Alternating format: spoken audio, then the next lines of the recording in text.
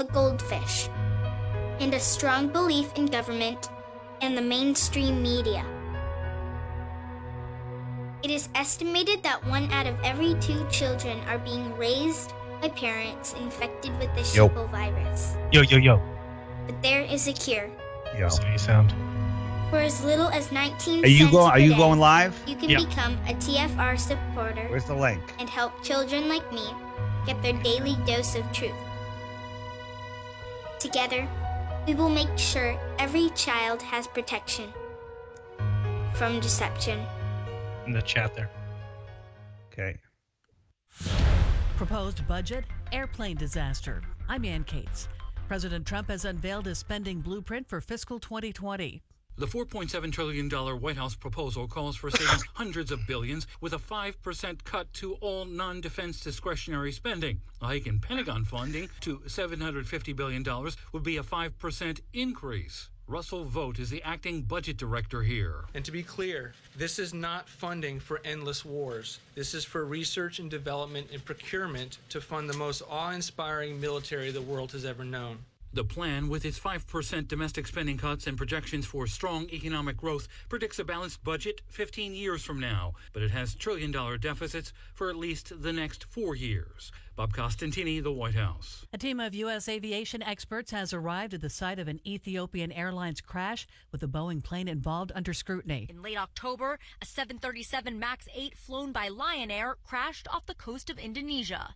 Now, doubts are rising about one of Boeing's most popular jets. Ethiopian Airlines grounding its 4 remaining 737 MAX 8s, and China ordering its entire 97-plane fleet to be out of the air until more details on the latest crash emerge.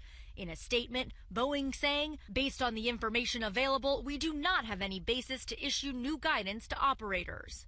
I'm Kristen Holmes reporting. Much of Venezuela is still without power. Secretary of State Mike Pompeo says the country is in ruins. The World Bank ranks Venezuela's business environment 188th out of 190 countries.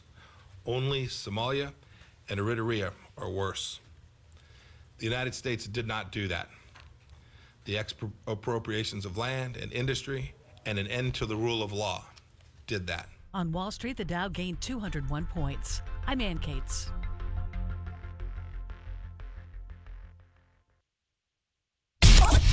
This is the Truth Frequency Radio Network. We are TFR. Truth Frequency Radio. Astronauts to the moon.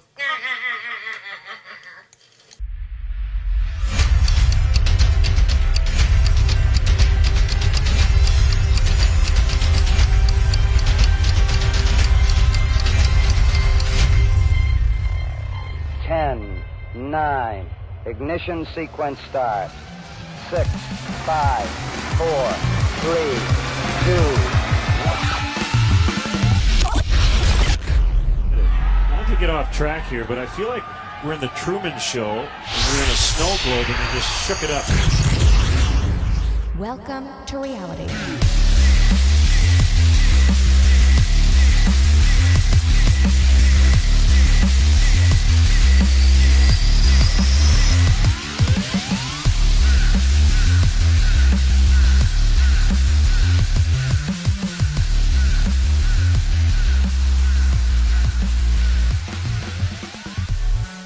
Good evening, ladies and gentlemen, and welcome to Jeranism Monday Night Raw, the current reigning and defending #1 show on TruthFrequencyRadio.com between the hours of 6 and 8 p.m. Pacific.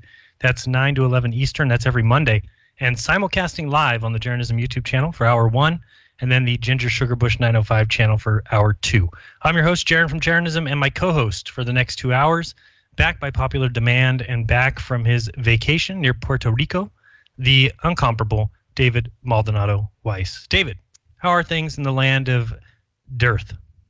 You know, I go away for 8 days and the world falls apart. What is going on, man? You get sick. I know, it was really ugly. Drama. Yep. So yeah, it's been away for 3 weeks. I was here 2 weeks ago. I did a show called Behind the Curve. I then started a video on, I think it was Tuesday or Wednesday. And then Dave, I got my ass kicked by pneumonia. Dude, that shit is no joke, by the way. Wow. Sorry to hear that. Eventually, I had to go to the ER and get a chest X-ray and breathing treatment, all kinds of fun, some medication. And slowly, over the course of the next week or so, I got better. My temperature finally dropped below 100, which it was as high as 103.5. That's no fun. I stopped hallucinating finally, which was one of the fun side effects of that very high fever. And my cough began to clear. And I won't say I'm 100% yet, but I'm certainly getting closer. Dave, with my sickness came one of the benefits of a little change in my lifestyle. Did you know I have not had a cigarette in quite a few days? My last cigarette was on Thursday, the 28th of February. Can you believe it? I'm supposed to be proud of that. You shouldn't be smoking in the first place. Well, but still, let's take things as they are and realize that, man, I started smoking around the age of 16, so that's 20 plus years in a row of a daily addicted smoker. Is this your first time quitting smoking? It is. Oh, yeah, by far. I've never even tried. Right. Yeah. So it came. That's a great start. It's a great start. I haven't had one yet. So I don't know. It's a personal victory, I guess. I will admit that I'm a bit irritable, a little bit more pissed off than usual. Why? I don't know. Could be I was pretty damn sick for a few weeks, or that as of the date of the show, I'm now a non-smoker. Not exactly sure, but David is not impressed, so screw him. No, I just give people a hard time. I'm the type of guy that if I'm sitting next to a pack of matches and the smoker across from me says, "Hey, can you pass me the matches?" I won't pass them. Oh, you're just one of those jerks? I am. That is just one little pet peeve I have. I'm like, no. I still do have a good friend, Sig, who never smoked, never drank, never did anything. But if you ever good friend named Sig? Sig, well, his real name's Sigtor. Sigtor. He's from Iceland. But anyway, whenever I would take out a cigarette, he would grab the cigarette from me and break it in half. See, I wouldn't do that. Yeah, that's kind of a jerk move, but it also caused me to not really smoke around him because I was afraid of having my cigarettes broken in half. So anyway, I did miss a ton of Flat Earth happenings while I was out. Luckily, David tries to keep me up to date with little text messages and other such things. So thank you, David, for doing that. And during the break, I heard we did have a little Flat Earth drama while I was out. Huh? I heard it, didn't witness it, and glad it's over. Yeah, me too. Well, we hope it's over. But like I said, I was quite ill. I messaged Bob. This was late Saturday night, and said that there was no way I'd be on Globebusters on Sunday. At the time, my fever was still well past 100. In fact, I think I went to the ER that Sunday late evening into early Monday.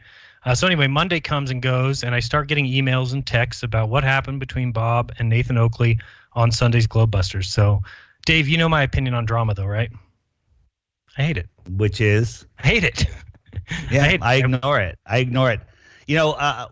Red Pill put it really, really well.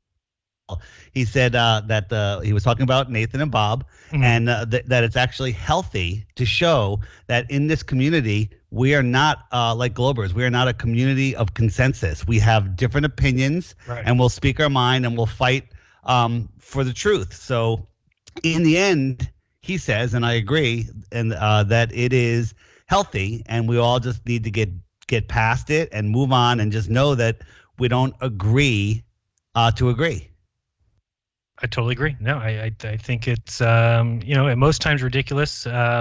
Many times these things kind of sort themselves out, and that's my hope with this particular disagreement. I, for one, I guess see both sides of the argument because on one hand, I certainly do not stand behind any ring laser or fiber optic gyro at all, especially because I've never seen one. I've never held one. I've never been able to witness what it actually outputs. So, I don't know about you, Dave. I don't think you've ever handled one, right?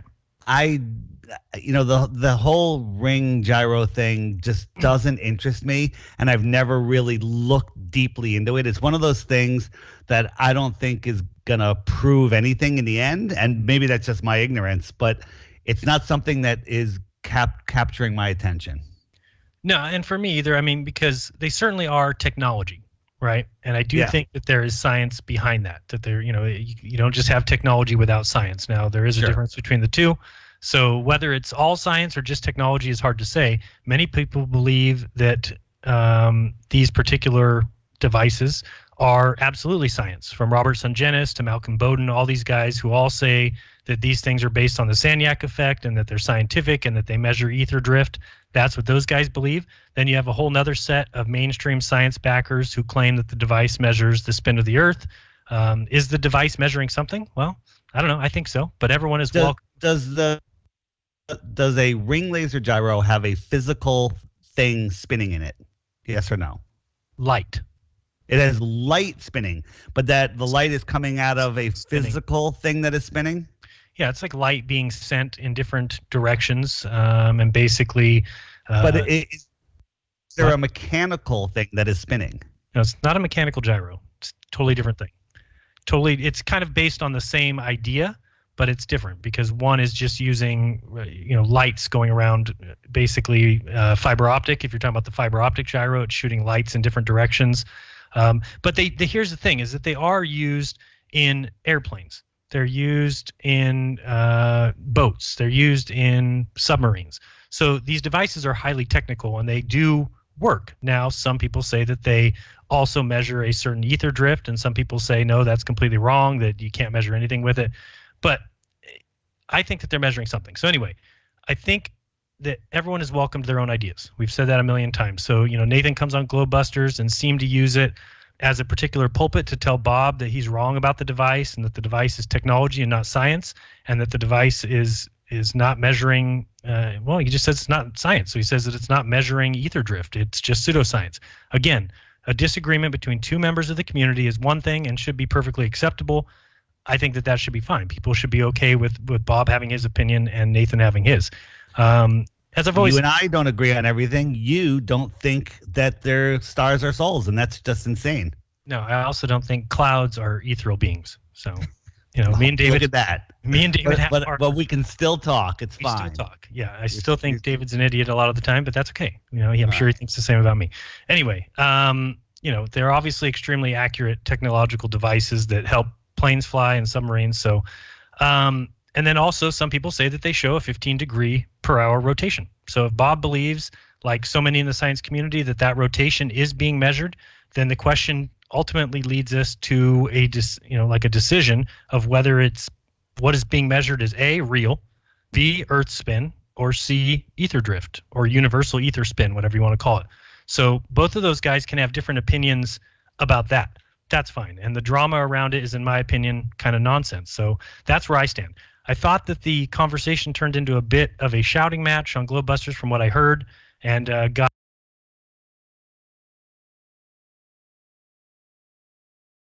nasty from there. Bob has his belief about it. Nathan has his. Hey, that's fine, right? And it has become about something it is not. And Dave, just say again, well, you said Red Pill Philosophy said that we're not like the Globers and the fact that we're not an echo chamber, right? We're not an echo chamber of consensus, correct. And I totally agree with that. Right. So here's my problem with the whole thing is that something happened, or listening to Nathan's show, which everyone knows that I've listened to Nathan's show quite often. It's something I listen to when I go for walks in the morning. I think it's a great show. It does a good job of exposing some of the Globers and their beliefs. I think that's fine. But this week, when I was listening to the show, I heard so much nonsense about Globebusters, the channel, and the videos, and a bunch of assumptions and incorrect things are being said, and that much is frustrating because they're simply wrong.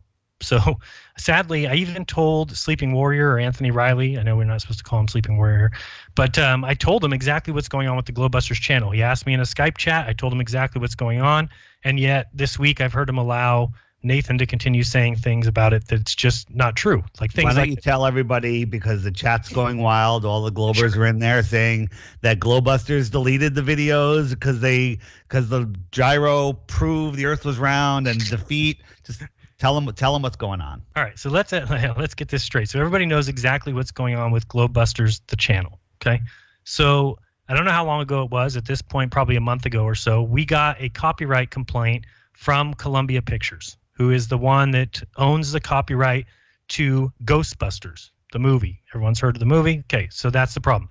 Here's the thing, is it turns out that that may not have been a real copyright complaint. When I say that, it did come from YouTube.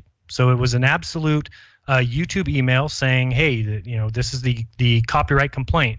Now, the thing that people don't understand is that, let's say David's logo looked like some movie logo or something. Well, all I would have to do is go research who it is that holds the copyright to that movie logo, and then I could go on YouTube and I could submit a copyright complaint against David's channel logo and pretend that I am somebody from Columbia Pictures. So that's where people get confused, and they're like, well, how could it be faked? Well, because it wasn't actually Columbia Pictures who was doing the copywriting. It was somebody trying to mess with the Globebusters channel. So anyway, so this is the first thing that happened. When we get the complaint, Bob calls me and says, Jeran, what should we do about this? And I'm like, you know what? The logo is a little bit close to the Ghostbusters logo. I also like to use Ghostbusters clips in the Globebusters intro. So I'm like, I could see that being a copyright complaint. I said, let's do something. Let's take down all the videos off the channel so that we can redo the intro to every show. I'll take out any Ghostbusters reference so it doesn't look like we're copyright infringing.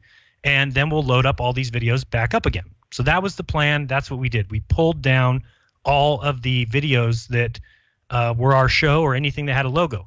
So here's the problem with that. That left up only the videos that Bob had mirrored from other channels. Now, in every single case, when Bob mirrors a video from another channel, he gets their permission. So if it's, whoever it might be, Seventh Day Truth Seeker, whoever, somebody puts out a video, Bob asks them, hey, can we post that on Globebusters? I like the info. I like the info that you're trying to, get across. They say yes.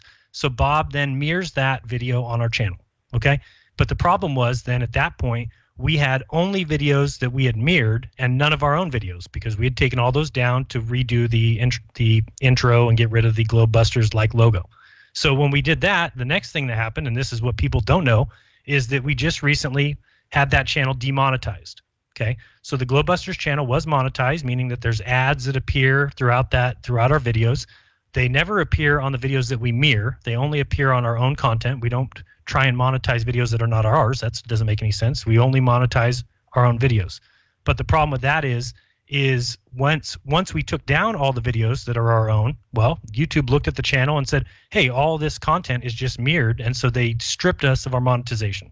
So the most recent thing that's happened to Globebusters is we've had our monetization removed. At that point, Bob went through and took down all the videos because he wanted to contact Columbia Pictures.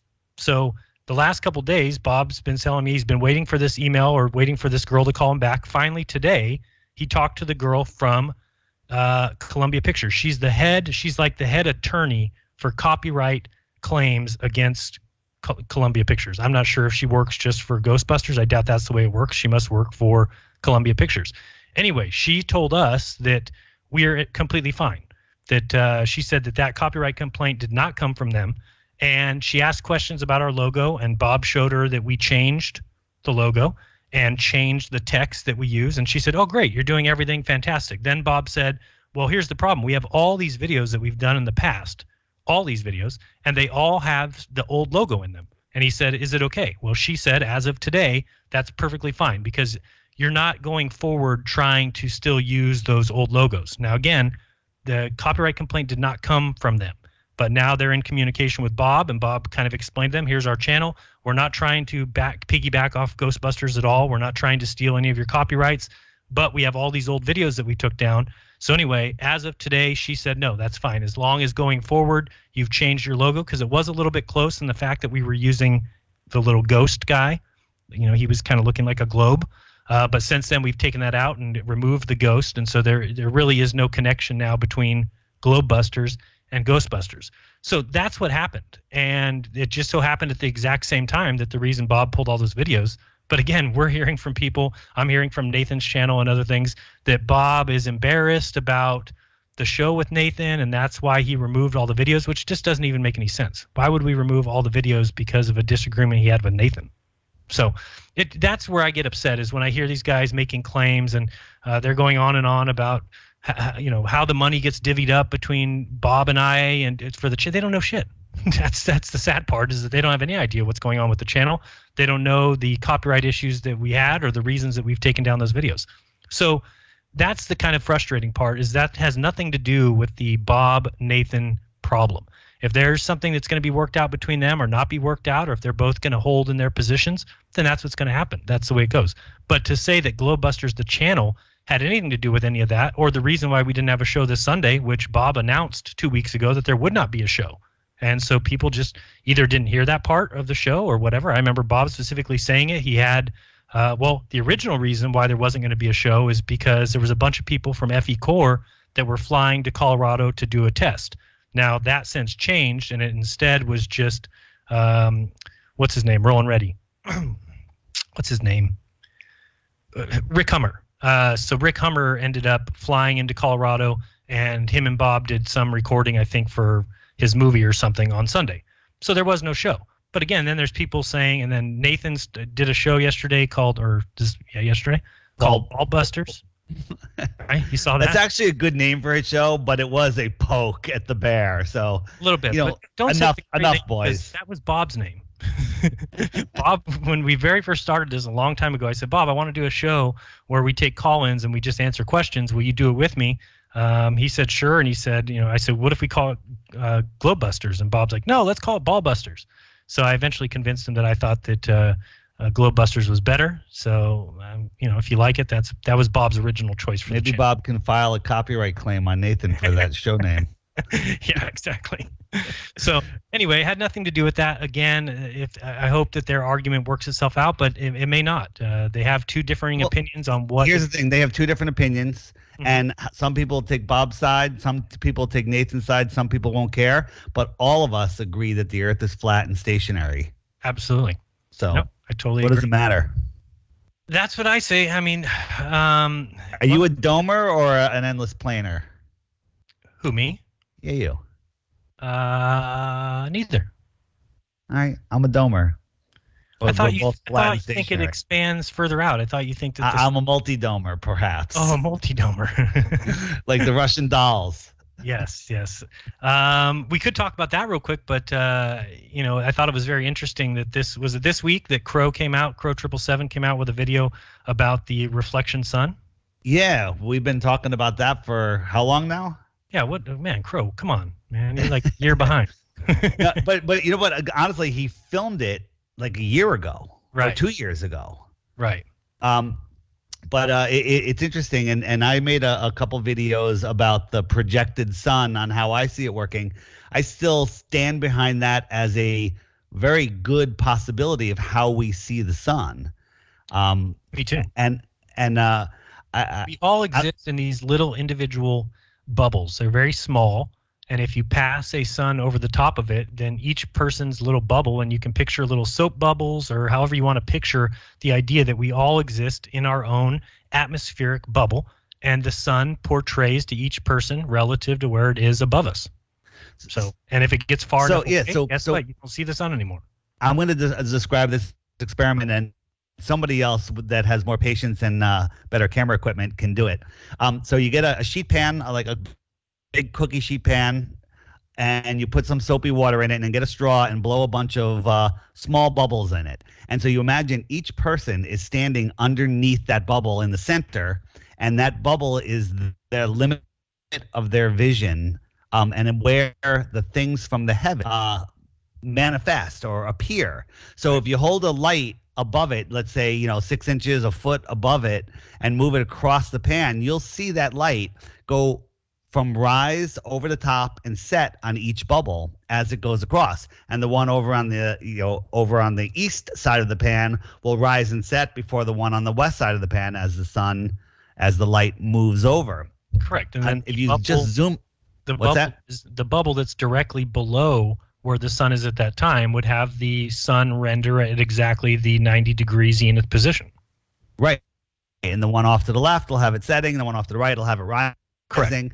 But if you look at the bubble, you'll see the light on the bubble. So just imagine you're the little human inside that bubble, and you're looking up. That light is going to blind you to the real light above it. Right. You're not going to be able to see it because the limits of your vision and light and atmosphere, and that's where the light shows up. And then the question is, what happens when how does it actually go below the surface? And it doesn't. You have to remember that inside that bubble, you have your atmospheric density. And by the time it gets to the edge of that bubble, it's going behind, an atmospheric wall of density.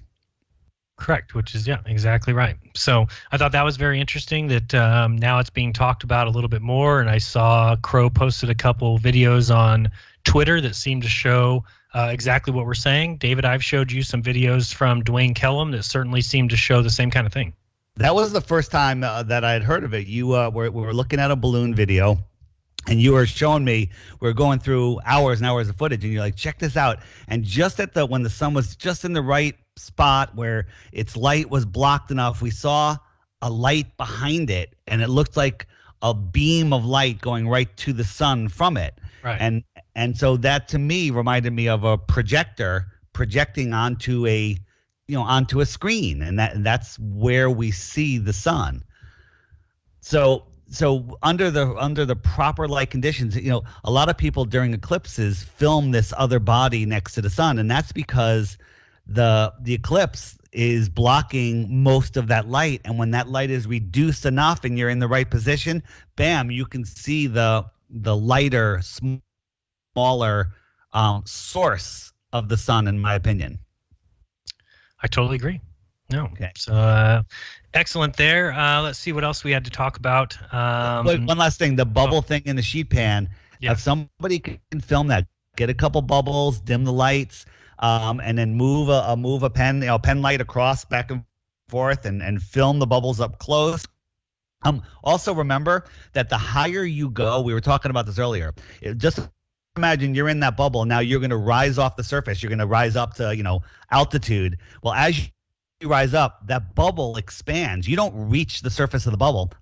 The bubble expands, getting bigger and bigger. And that's why the sun, from the ground, when we look up at the sun and the moon, I say it's right above the clouds. It's right there.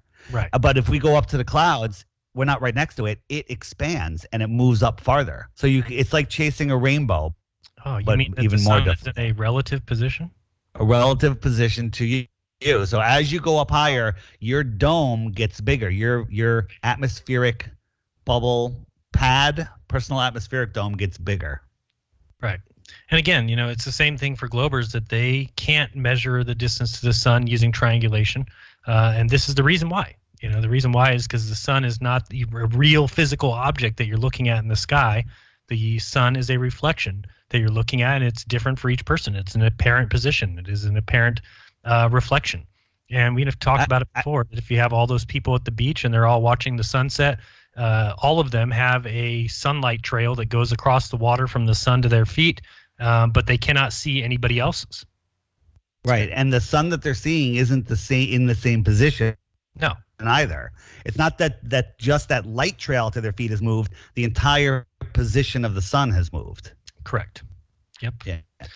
Nope. Great point there. What did you think of the Logan Paul little trailer that came out today? Did you enjoy that? It was really good, but there was a part maybe a third of the way through that was really excellent. But the entire thing Is that the was one where exciting. The Jew shows his face? Where what? Where the Jew showed his face? Yeah, where some guy was asked about do you think all planets are round? Right. Something like that. That was good. David had his little cameo in there. I think the question was, do you believe that all other planets are round?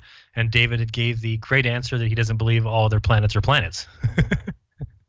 Is that exactly? I don't accept the fact that all the planets are planets. Right. So. Yeah, they're lights in the sky. So getting to Logan Paul. Here's my thoughts on Logan Paul. Logan Paul is a funny, good-looking guy with huge arms, who is doing comedy. My goodness, he's doing comedy. Yes, and that's okay. And a lot of stuff he does is ridiculously dumb, but a lot of people live for that. And you know what? I'm kind of a fan of dumb humor sometimes myself. Go look at Deep Inside the Rabbit Hole that I did for 3 years. Would I pick Logan Paul to be the spokesman for Flat Earth? Probably not. Right. However, he's got how many million young fans that like him and will listen to him? So, yeah. And he's got 20 million or 30 million, whatever the number is. And from the tone of the preview, I'm willing to stop real quick. We'll talk more Logan Paul when we get back. Don't go anywhere. You're listening to Jeranism RAW.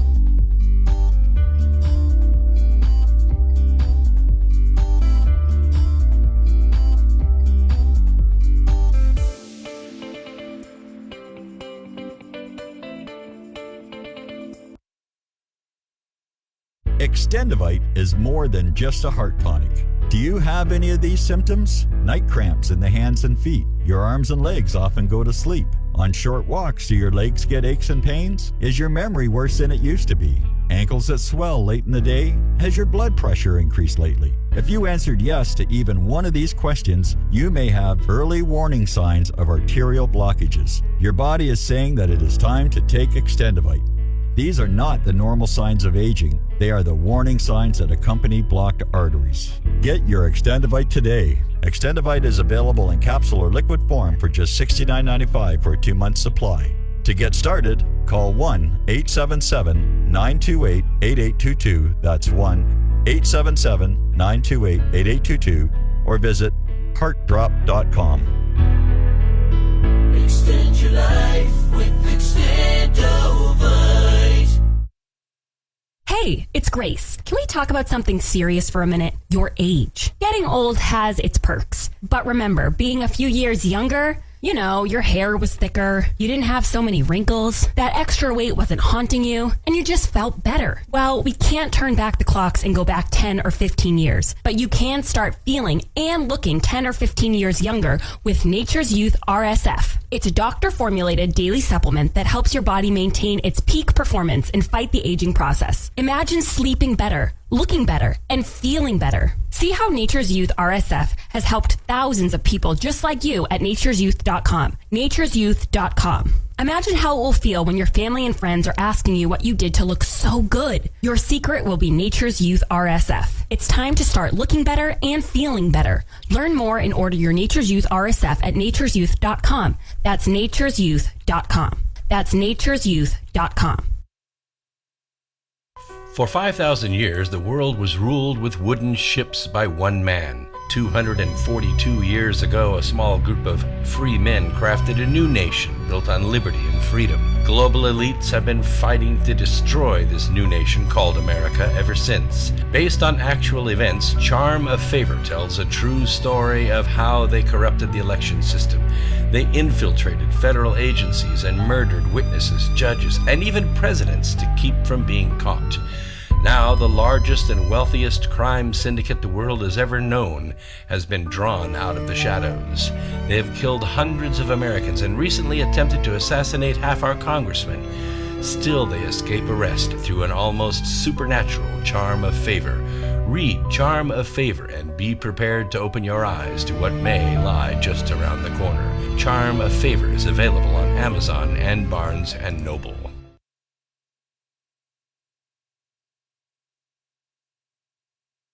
This is Truth Frequency Radio. No hate, no hype, no fear. Real people, real radio.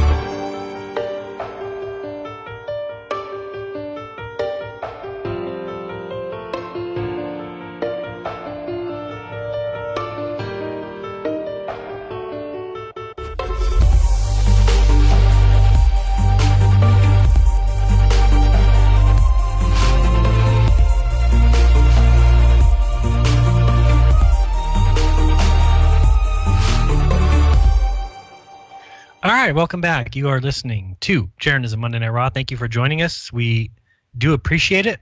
Shout out to all my patrons that help make this channel possible. So thank you guys so much. You guys are much appreciated. To join them, you can go over to patreon.com/Jeranism. And Dave, I don't know about you, but I thought it was pretty cool. During the break, I just did not have a cigarette. Isn't that cool? Is that what you used to do during the break? Always have a cigarette? Absolutely. If I had known, I would have given you shit every day. Well, I'm glad I didn't tell you. Yeah, But, well, there you go. but I didn't have one today, so it feels a little iffy. I'm a little bit testy, but again, it's only been let's say the 11th. No, it's only been 11 days. Man, it feels like a year.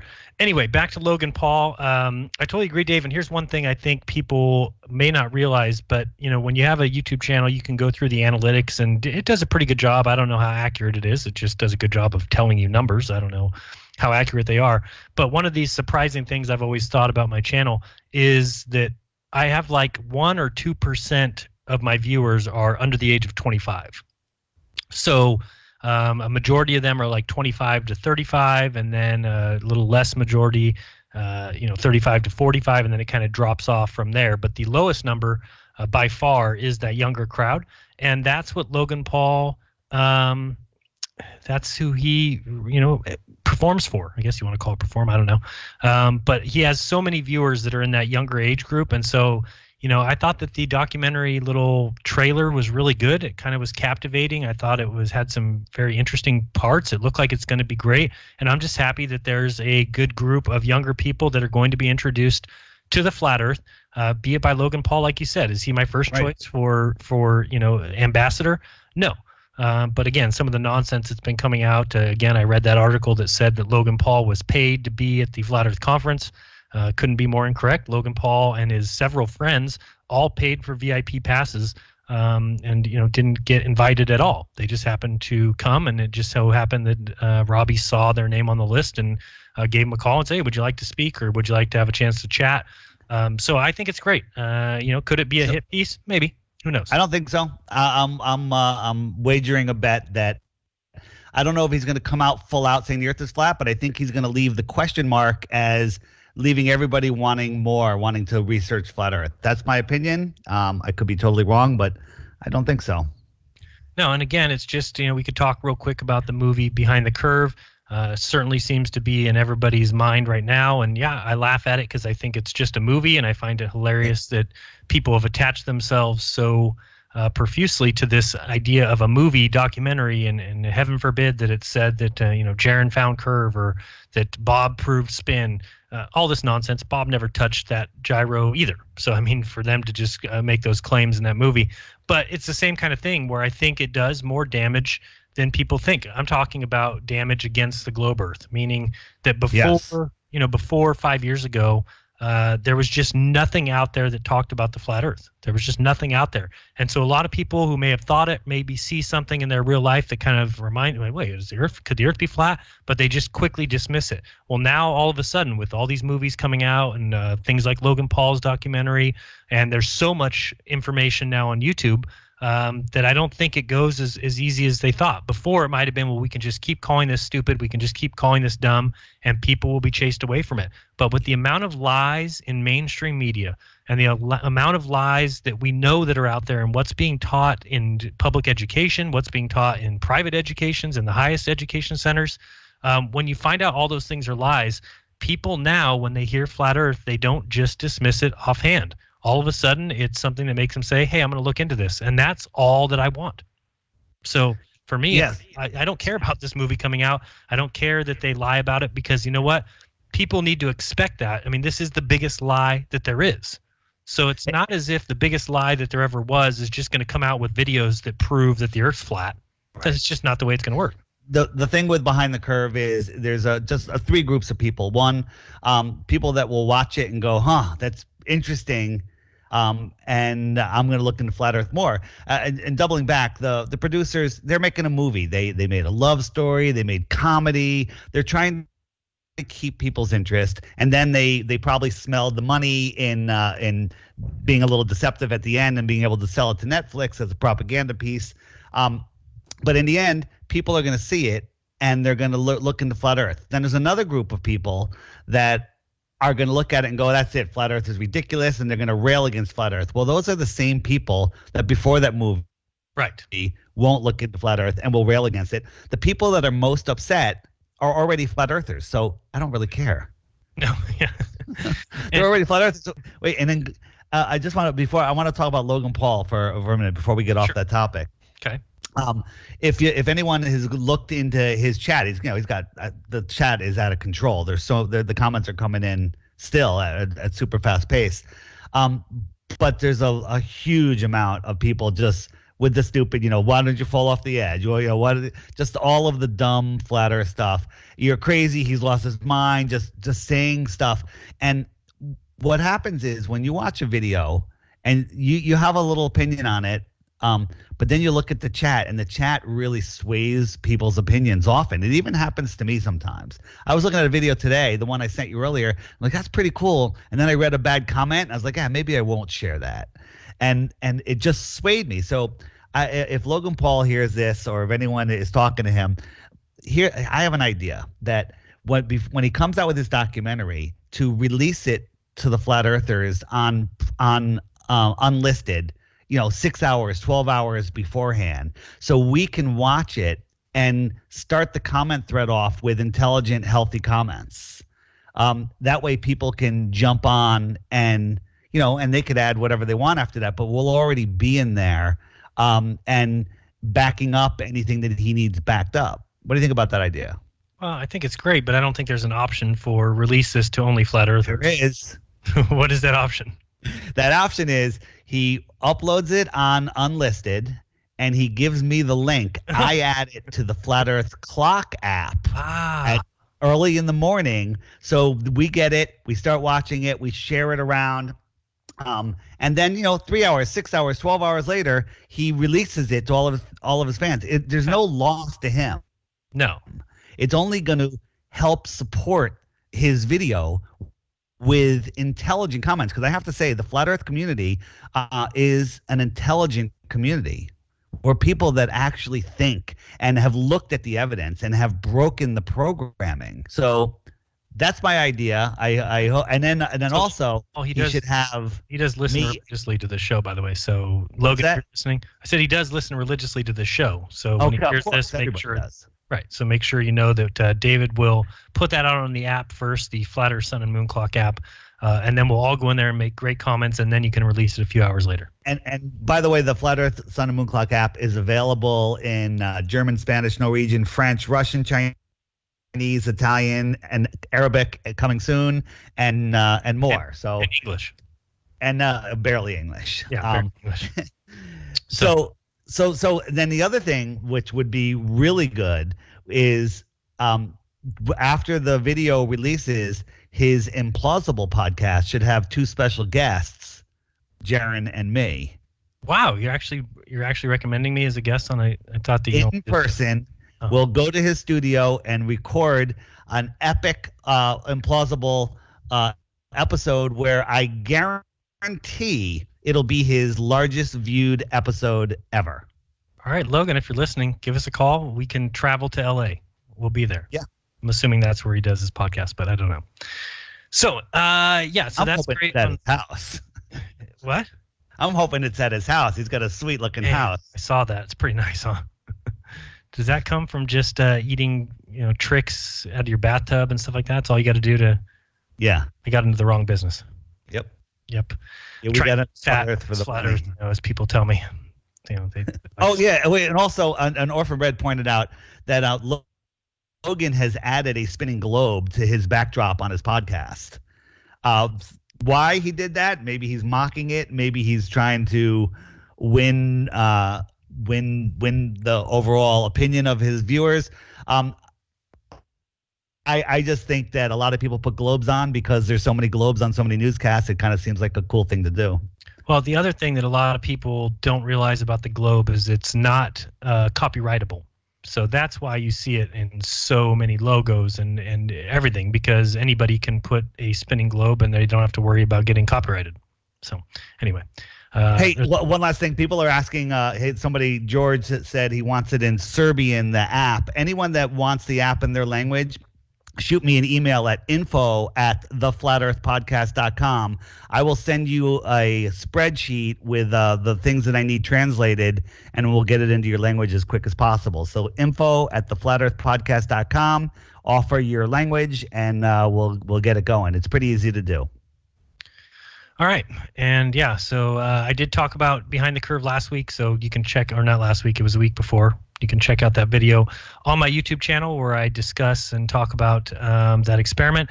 And then if you listen to the second hour, which I'm not sure, I think you might have to go to TFR to hear that, but there was some very interesting phone calls. We had a phone call from a girl that was there that was a flat earther who said, oh man, they totally misrepresented your experiment.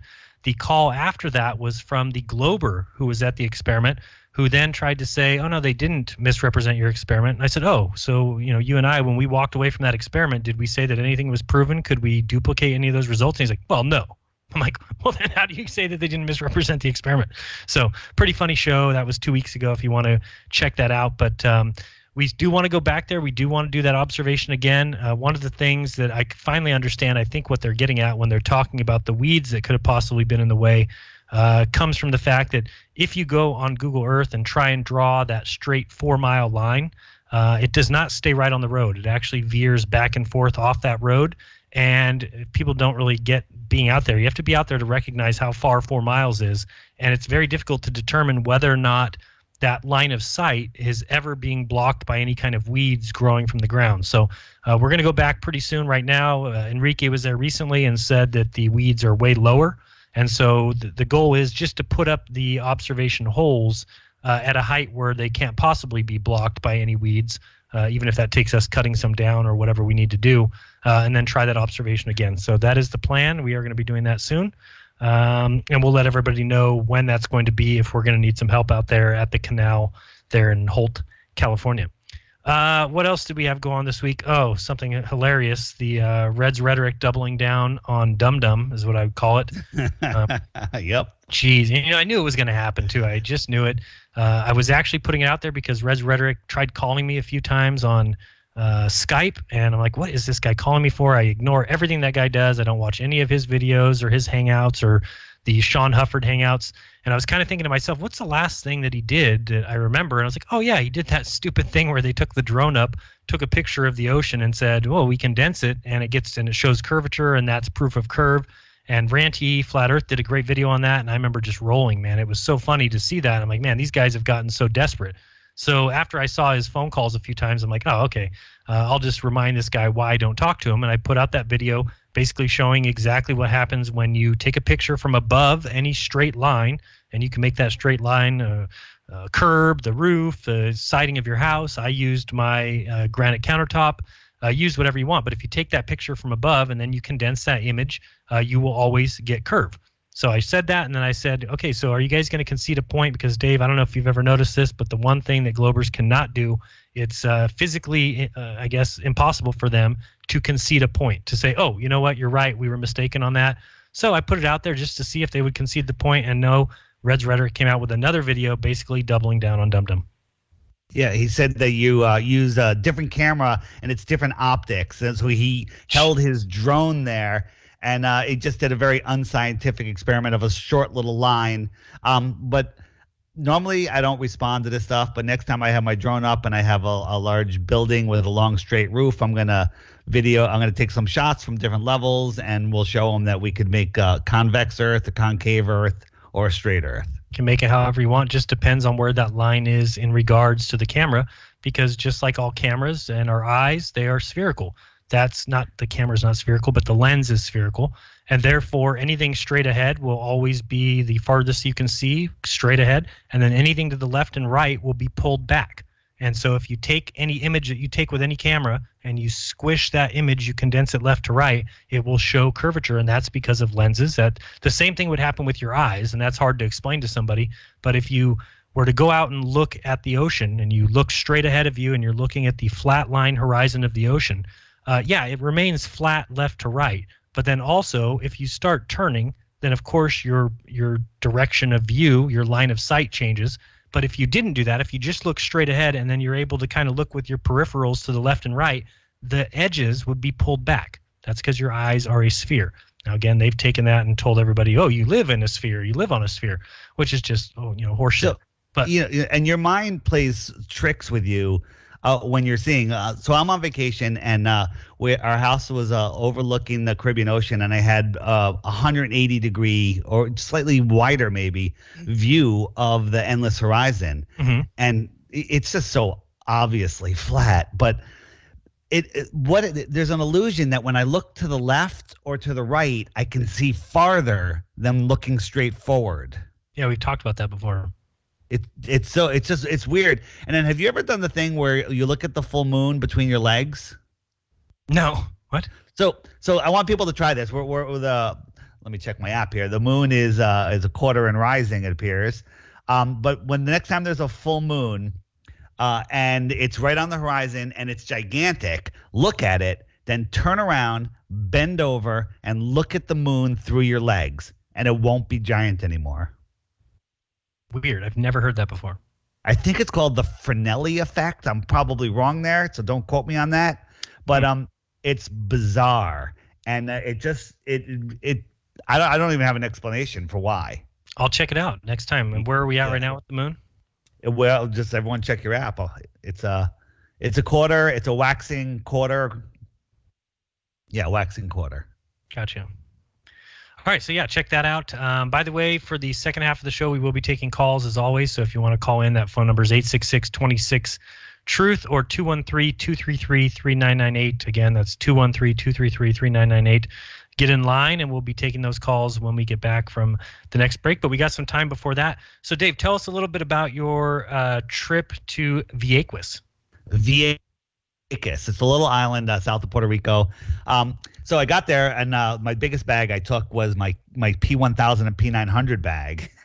I just loaded. That P1000 is a friggin' monster. Do they let you carry that on?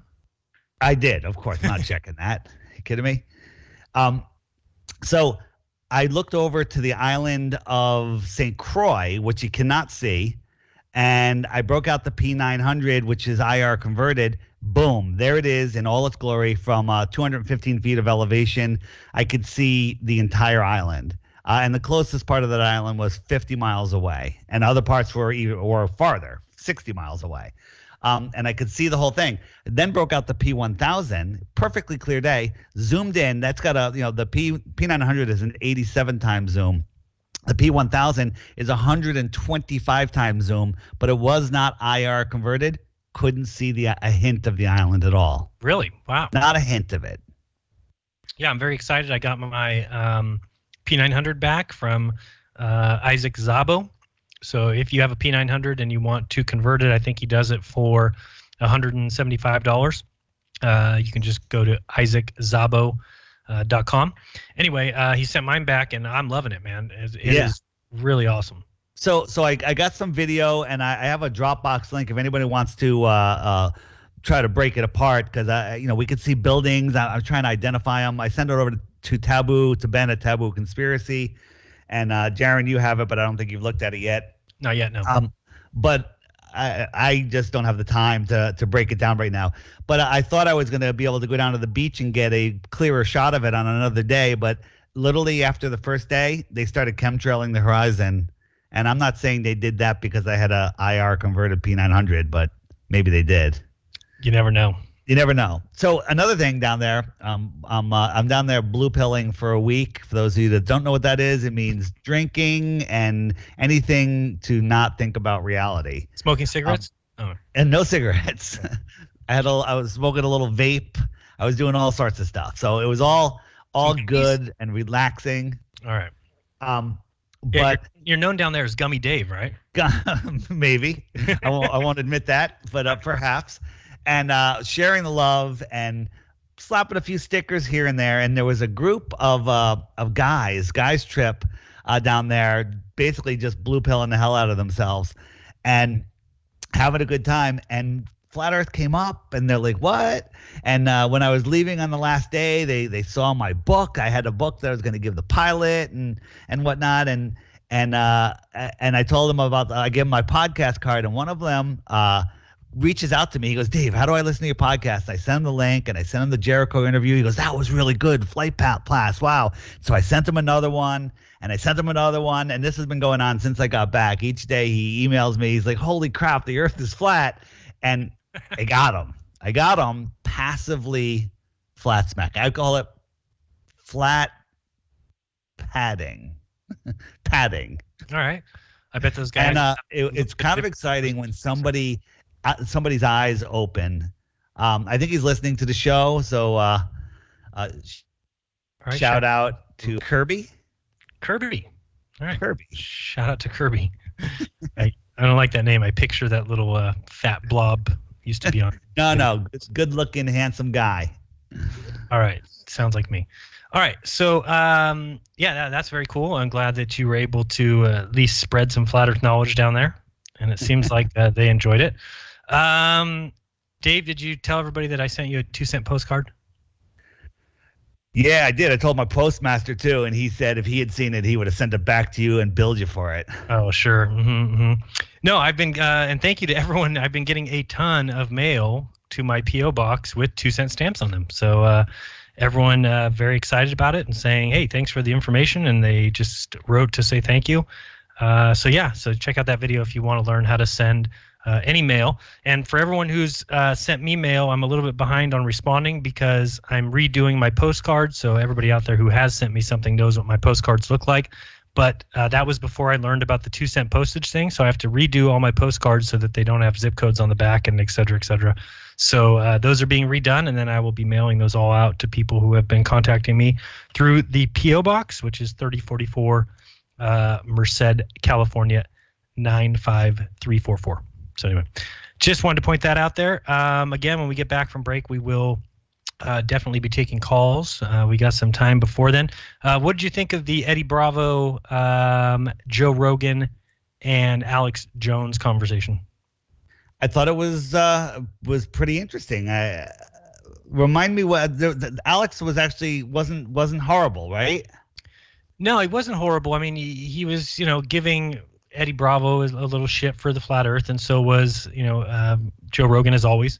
But I thought Eddie did a great job of holding his own. If people didn't see, I thought his shirt was absolutely awesome. He's got people don't know he has 10th Planet Jiu-Jitsu, which is like his website, Eddie Bravo's website.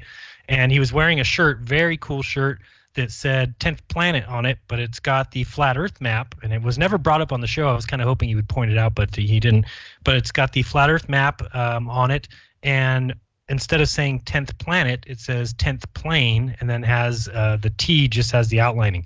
So I thought that was great to start, and then they were talking about it. But there was just a great conversation where, because here's the thing. You've got Alex Jones who believes in NASA, but he also thinks that NASA is fake, that they are a shell organization, if you will, for the real space program. Now, this has been talked about forever. Everybody, there's a lot of people who believe that. Again, if that was the case, then wouldn't they show us some real goddamn footage so that it looks, rather than just show us nothing but fake stuff? That's why it's very easy for me to say NASA is completely fake, because they've never shown anything that looks remotely real.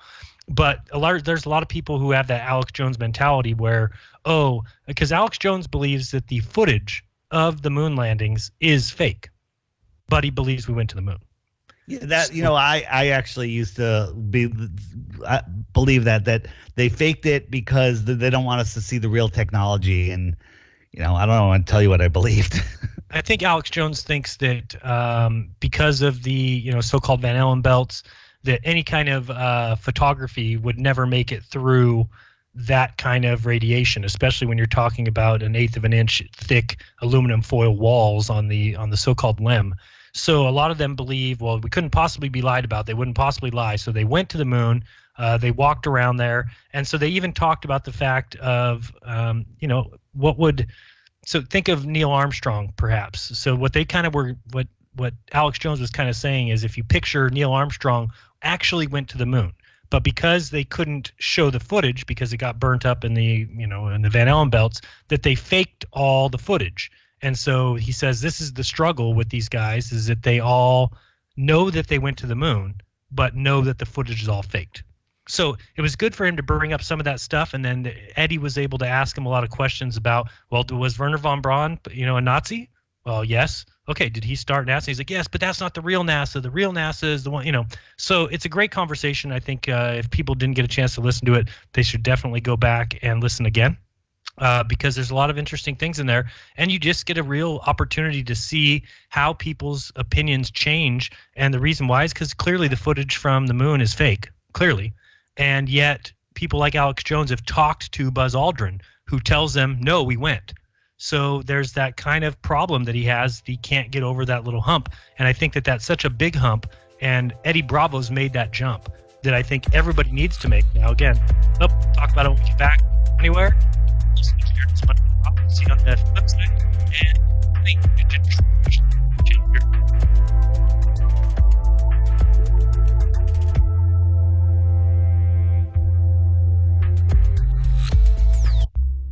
Censorship and regulation is becoming an ever-growing problem in today's modern media.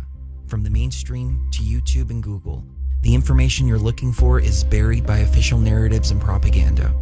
This is why TFR is 100% uncensored, unregulated, and listener-supported.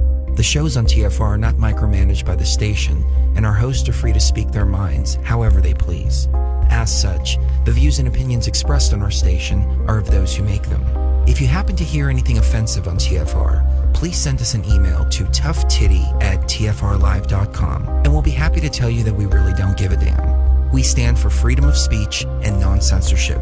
If you also stand for free speech, you can go to tfrlive.com/signup and sign up for a TFR supporter pass and help us in our mission to keep the airwaves uncensored and unregulated.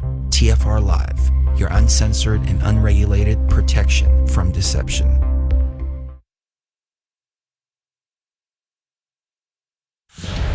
Budget proposal, air crash disaster. I'm Ann Cates. President Trump is asking for billions for border security as part of his proposed fiscal 2020 budget blueprint. The plan brings up the prospect of another fight over funding for the border wall, the same issue that led to a partial government shutdown of more than a month and led to President Trump's declaration of a national emergency along the border. Budget Director Russell Vogt telling reporters the new request for the coming fiscal year would effectively double down on wall money. The money that we have identified as part of declaring a national emergency and spending that well, and this $8.6 billion is geared towards what we would need in addition to complete that wall. The emergency is expected to be tied up in court for some time, while Democrats aren't likely to cave on the new wall funding request. Bob Costantini, the White House. As crews sift through the rubble of an Ethiopian Airlines crash, the Boeing plane involved is being pulled out of service in some countries. Ethiopian Airlines grounding its 4 remaining 737 MAX 8s, and China ordering its entire 97 plane fleet to be out of the air until more details on the latest crash emerge. In a statement, Boeing saying, based on the information available, we do not have any basis to issue new guidance to operators. I'm Kristen Holmes reporting. Much of Venezuela remains without power. Correspondent Paula Newton reports residents are struggling to find the basics. It's been incredibly unnerving here for the entire country. Certainly politics is still at play, but right now people need food. They need water. What was a profound electricity crisis has now also even made people that were already just living on the edge, maybe one meal a day, has made them so much more vulnerable. A rally today on Wall Street. The Dow Jones Industrial Average gained 201 points. The S&P 500 closed up 40. The Nasdaq up by 150 points. I'm Ann Cates.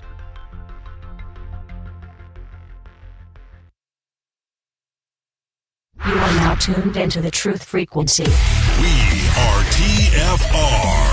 TFR. Truth Frequency Radio.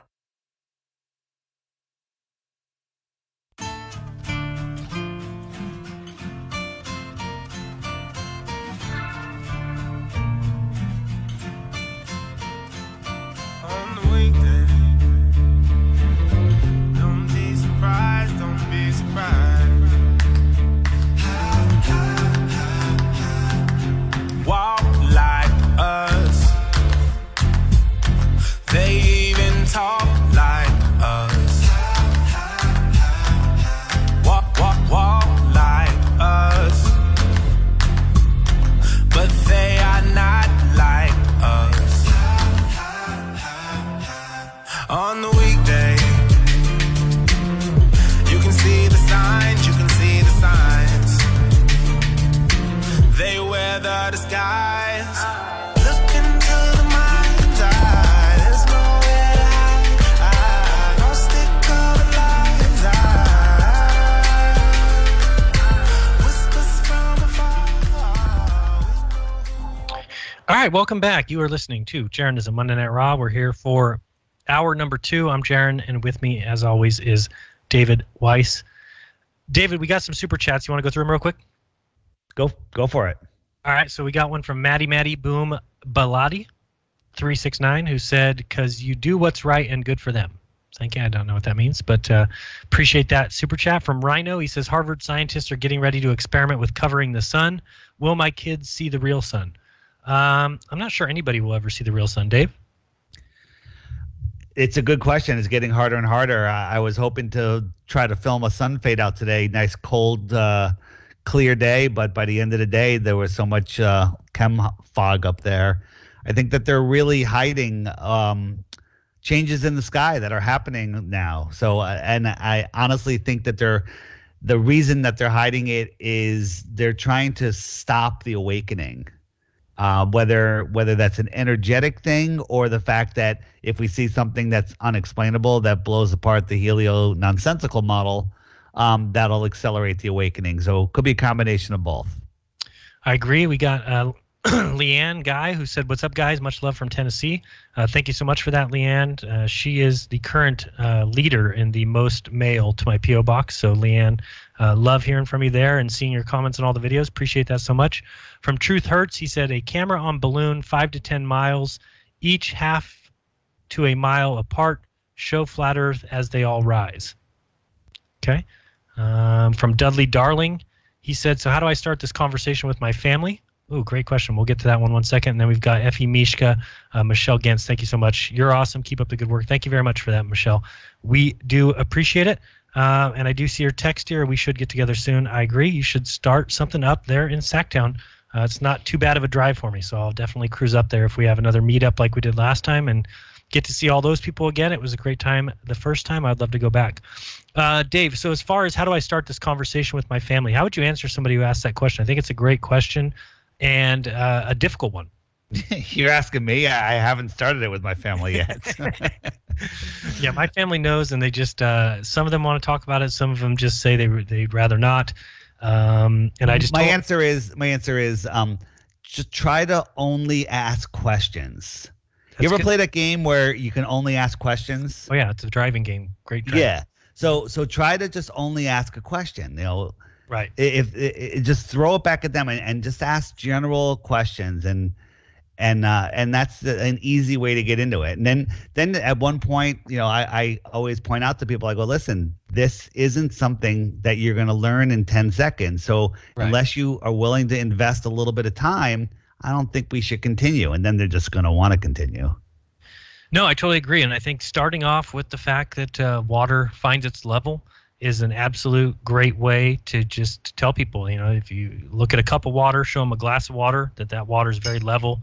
Show them a bathtub, show them a lake, and just keep expanding that body of water. And eventually you have to just believe in magic that this water is now curving around a ball, because remember, 70%, at least if you believe the globe numbers, that 70% of the Earth's surface is water.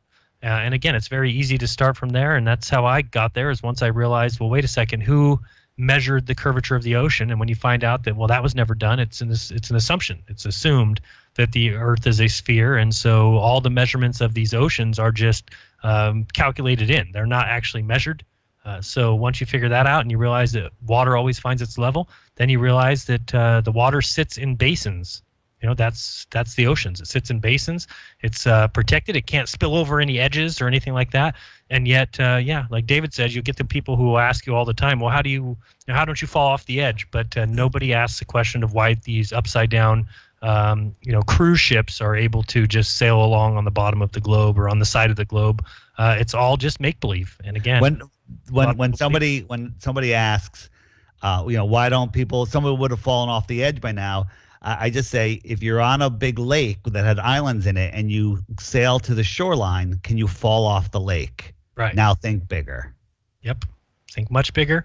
And and then when you start realizing that a lot of people think that there's a dome. For me, it's just easy to picture that the sun only goes so far, and after that, it gets very frozen and hard to traverse. Now, I'm not saying, like Dave said, there could possibly be other pockets. There could absolutely be other suns in other areas further out. We don't know. We don't know. We just don't know. So let's see what else was on our list. We talked about that. We talked about Eddie Bravo. Definitely check that out. If somebody says, where does lava come from? What do you say? Below the earth. That's what I say. I say from underneath. Yeah. Yeah, definitely. I don't think that's very difficult. I just don't think that there's people upside down underneath me. And until somebody can show that to me or prove that to me or prove that water curves. And Jeran, you're more familiar with all the workings on the space station. Have they ever zoomed in and seen anything like a football stadium or anything on Earth? No, well, from the space station. No, I guess it depends. I've never seen them actually take a camera over to the window and show anything. But right. I do have a problem. So you have to look at it. With our naked eye, we can see the space station. We can see satellites, according to them, which are the size of a Volkswagen, Beetle. But let's say it's the size of a school bus. Right. How come with their giant zoom cameras that they have up there, they can't zoom in on a football stadium? I don't know, but the problem with saying that is that it's very easy to fake that, right? I mean, it's the same thing I've heard a lot of people say before. Right. When you start zooming in and showing upside down things, it's like, well, hold on a second, guys, don't say that because you can just flip a camera upside down and then zoom in. They can do it. It's upside down, Didn't P-Brain did that, showing that he was on the space station and it was just he had a solar panel and he was filming the clouds upside down. It was fantastic. It looked just like the space shuttle.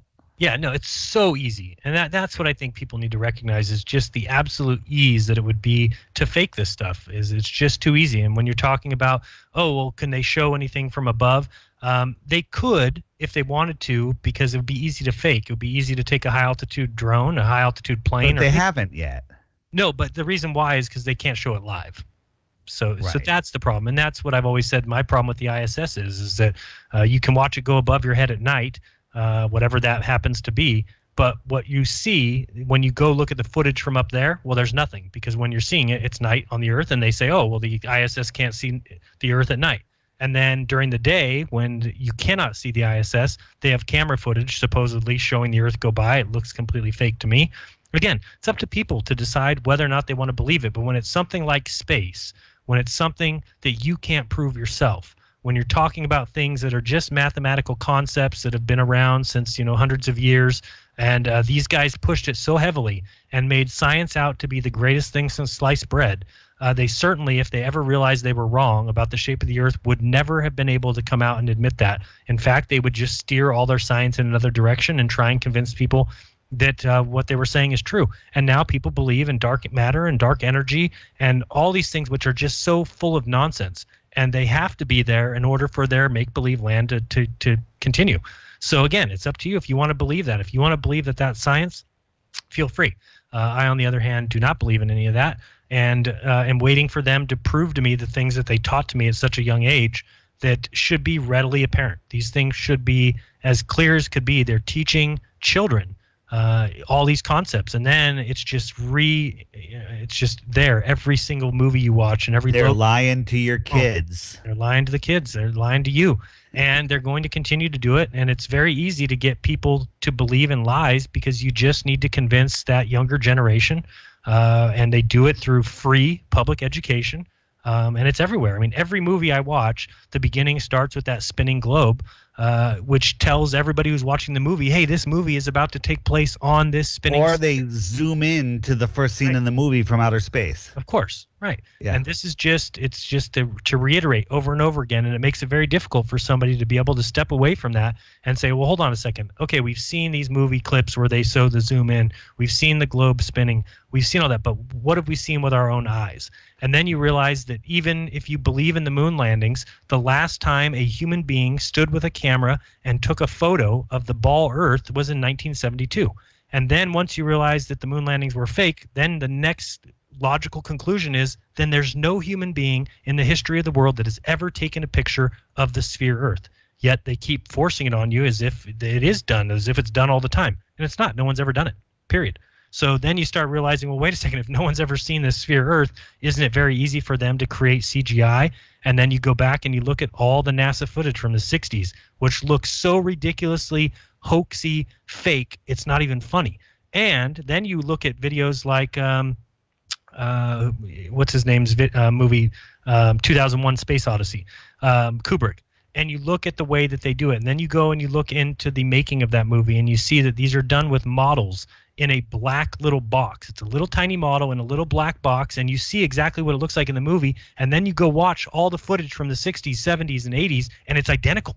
That's exactly the footage that we got from NASA, telling us that these are satellites being deployed, and this is the space shuttle in space.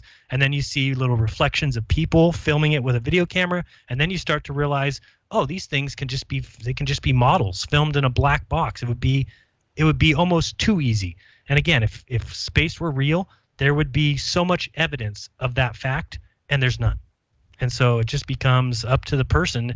Again, you may be happier in your life just believing what you've been told and going through your daily life, and that's fine. A lot of people. There's people that I was responding to a few messages in Logan's video, and a person's like, "There's so many proofs." I'm like, "Can you please give me one?" And they're like, "All the photos of Earth," and I'm like, "You're not paying any attention." I go, "NASA admits that they're all composites," and they come back, they go, "Well, they're just stripped together. They're not composites." I'm like, that's the definition.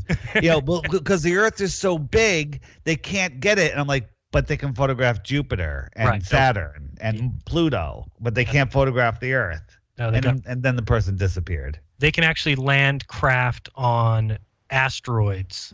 They land there and dig up a little bit of dirt and then take off again and go to some other asteroid and then go to this little planet of Ceres and this little miniature planet. And they do all this nonsense, and yet they can't take pictures of the Earth. No, what's funny is the people that defend the moon landing, the Japanese, landing on the moon and landing on the asteroid and the Tesla in space. Yeah. They didn't watch it. They just heard about it. Right. And they're defending it because the people that are watching it are going quiet. They're going dark because they know something's wrong. Yeah, it's like the Glober believers out there, the Reds Rhetoric and those guys don't make videos backing that stuff. They wouldn't dare. They just kind of forget about it, move on, say it must be real.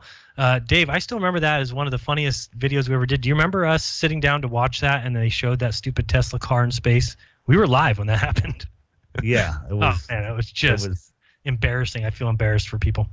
Let's go to the phones. We'll take this call real quick from the 905 area code. I guess we can guess who that might be. This is Jeranism RAW. Who's this? Hello, Ginger. Brian from Niagara Falls. Brian, what's going on? How you guys doing? Hey, I saw you changed your logo. Yes. A wonderful friend in the community made it for me. I like it. And it's not the Dali. Yeah, I know. Dave's got to be pretty happy because he hated your logo. He's telling me offline, like, I hate that logo. I used to tell him online, Jeran. Oh, yeah. I know David hated that. Hey, Ginger, or Brian, right? I call you Ginger. Did you see the article about the water on the moon? Oh, it's in our atmosphere, so there should be water. Oh, that makes sense. That makes sense. Where'd you see that? There's an article, and somebody just mentioned it in chat, reminded me of it. But now they're saying that there's water on the moon. You think that's because of the Paul on the plane exposing the wet flag? I don't know. I don't think that's the reason, but it doesn't surprise me that they would say that now. And again, it's hilarious because I think India supposedly found water on the moon, but it's like, what the hell were we doing there for 6 times if they didn't discover that? They brought back like all these rocks and all this stuff, but they just missed the water.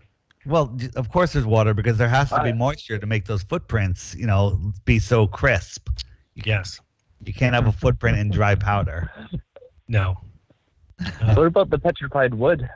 That's the funniest thing in the world. I thought it was petrified wood. But Dave has an explanation for that. It's ancient earth trees. It's when the asteroid hit the chunk of Earth and it went into space and it landed on the moon so hard that it combined with other rocks. Come on.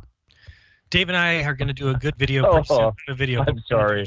We're going to do a show where we are only globe believers for the entire show. Maybe we'll do that next week, Dave. Okay, I'm in. Sounds like fun. It's so easy. You don't have to. It's so easy. You can say anything. I wish my life was like that. Just so easy. I could just don't have to think. Temperature. Flat earthers are idiots. These guys are all doing it for money. They're Behind the Curve documentary was the greatest documentary in the history of the world. Bob proved that the Earth spins. That kind of thing. We can get Reds and Sly to co-host with us. I think it sounds good. Yeah, and some Sean Stuff blurred too. That guy's as accurate as it gets. Yeah. All right. Any final words there, Ginger Sugarbush? I just want to say thank you to especially you, Jeran, and David, more recently than otherwise, but because of you guys and letting me pirate, because I'm pirating what you're doing. So I've got more subs than my area code now. And that never would have happened without you guys. Well, thank you. I'm glad that you cast the show, and I hope I just unsubbed. I hope you don't get. Yeah, I totally. I just appreciate it so much that you let me do it, and yeah, it's like over 2,000 views every week. So, and I'm not monetized, so. Well, thank you guys should monetize me. Like, we do appreciate it, and happy that you're doing it, and happy that you enjoy doing it, and it's something that I count on. So that's very. I have to appreciate that I never have to think, oh shoot, I wonder if Ginger Sugarbush is going to simulcast this. I just know it's going to happen, so I really do appreciate that. All right, Dave, any comments before we move on to phone call? Go to the next one. All right, we'll go to the next caller in the 732. You're on with Jeranism Monday Night Raw. Who's this? Hey, what's going on? It's Nick. What's going on, Jeran? What's going on, Dave? What's up, Nick? I got a baby in my arm, so I'm gonna have to skedaddle quickly if he starts acting up. But yeah, I wanted to ask you guys about just shake them. Reverse osmosis water and or distilled, because I know I heard you both talk about it in the past, and I was curious what your thoughts on that were. All right, awesome. Thanks for the call. We'll take that offline. But Dave, do you want to go first on that because you introduced it to me? Or so I'll say it real quick. They're both very, very good. Reverse osmosis water costs a lot more than a distiller. If they cost the same, I don't know. I'd probably have both and be mixing them together and singing to them. Who knows what I would do? But right now I have a distiller, and I'm very happy with the effects of it. Yeah, I'm extremely happy too, and it's one of those things because I think, if I'm not mistaken, it's about a $250 distiller. $230. Okay, and to be completely honest, I would have probably never purchased one for myself. I just wouldn't have because I guess I didn't really see the importance of it, or I didn't really look into it fully. But when I did start to, and I mentioned it to David, and I was talking to him about fluoride and the problems with that, and how do you get fluoride out of your water, Dave was very, very kind to send me one. And now I would definitely recommend it to anybody. And if I knew what I knew now, I would go back and buy one a long time ago, because now I know that there's no fluoride going into my body. Now I do shower, and so yeah, you're going to get that water, but for the most part, your skin does a pretty good job of repelling water. I don't think it really seeps through your skin much. I've talked about that before. If it did, then people would just put cocaine on their finger and get high from cocaine on their finger, but that doesn't happen. In order to get that kind of high from a drug or anything like that, or a powder, you need to put it in your mouth, and you need to have it in your bloodstream real quickly, and that's what happens with this water. And so I used to use the faucet water out of the shower, and I would like rinse out my mouth and swish with the water in there. I would never do that again, not when I see all the damages that can be done with fluoride. And so the distiller takes all that stuff out of your drinking water and does so efficiently. And I mean, I'm able to make about a gallon every, I don't know, maybe 5 hours. And we go through about 2 gallons a day. So the thing is constantly cooking water, and it's free beyond that, right? I mean, you have to pay the $230 or whatever the initial price is. And then I also got a glass jug because you don't want to really keep distilled water in a plastic jug, or else it can leach a little bit off the plastic. So once you have those two things, though, everything else is free. You're using the faucet water. You can get a tester, which is called a TTM, I think, and then it tells you how many parts per million total dissolvable solids. TPM. No, TDM, total dissolvable solids. Oh, TDS. okay. Sorry, TDS. I'll keep going through these letters till I get it right. No, but in Salinas, where I lived before, when we used to test that water, it would come back at about 450. And then the maximum that it can be legally is 500. So Salinas water was real close to that max. And then we moved over here to Merced, and this water tests at about 175. But all you do is you just fill up your distiller, there's one button. It's pretty easy. There's not even two buttons. There's one button on the front. You click that button, and 5 hours later, you have a full gallon of water. And if you test that water, it tests at 0 every single time.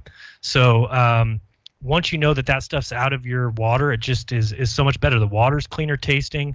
I've lost a lot of weight. Again, I'm almost below 200 pounds, which is shocking for somebody who weighs. It makes you. It helps you lose weight because it pulls the toxins out of your body that your body covers in fat and stores. Right, and a lot of people probably can lose a good amount of weight with just eating healthy, but I've been eating healthy, and that wasn't allowing me to actually lose weight. But I went from above 230 to right now I'm kind of around 200. So, and I can't really put it on anything else other than distilled water. And if you want to say the slanting of my bed, Dave, I haven't asked you that. Do you still slant your bed? I do. Yeah, me too. So, and I heard that can help you lose weight. I used to have backaches every morning. I'd wake up nothing bad. It didn't cause me any.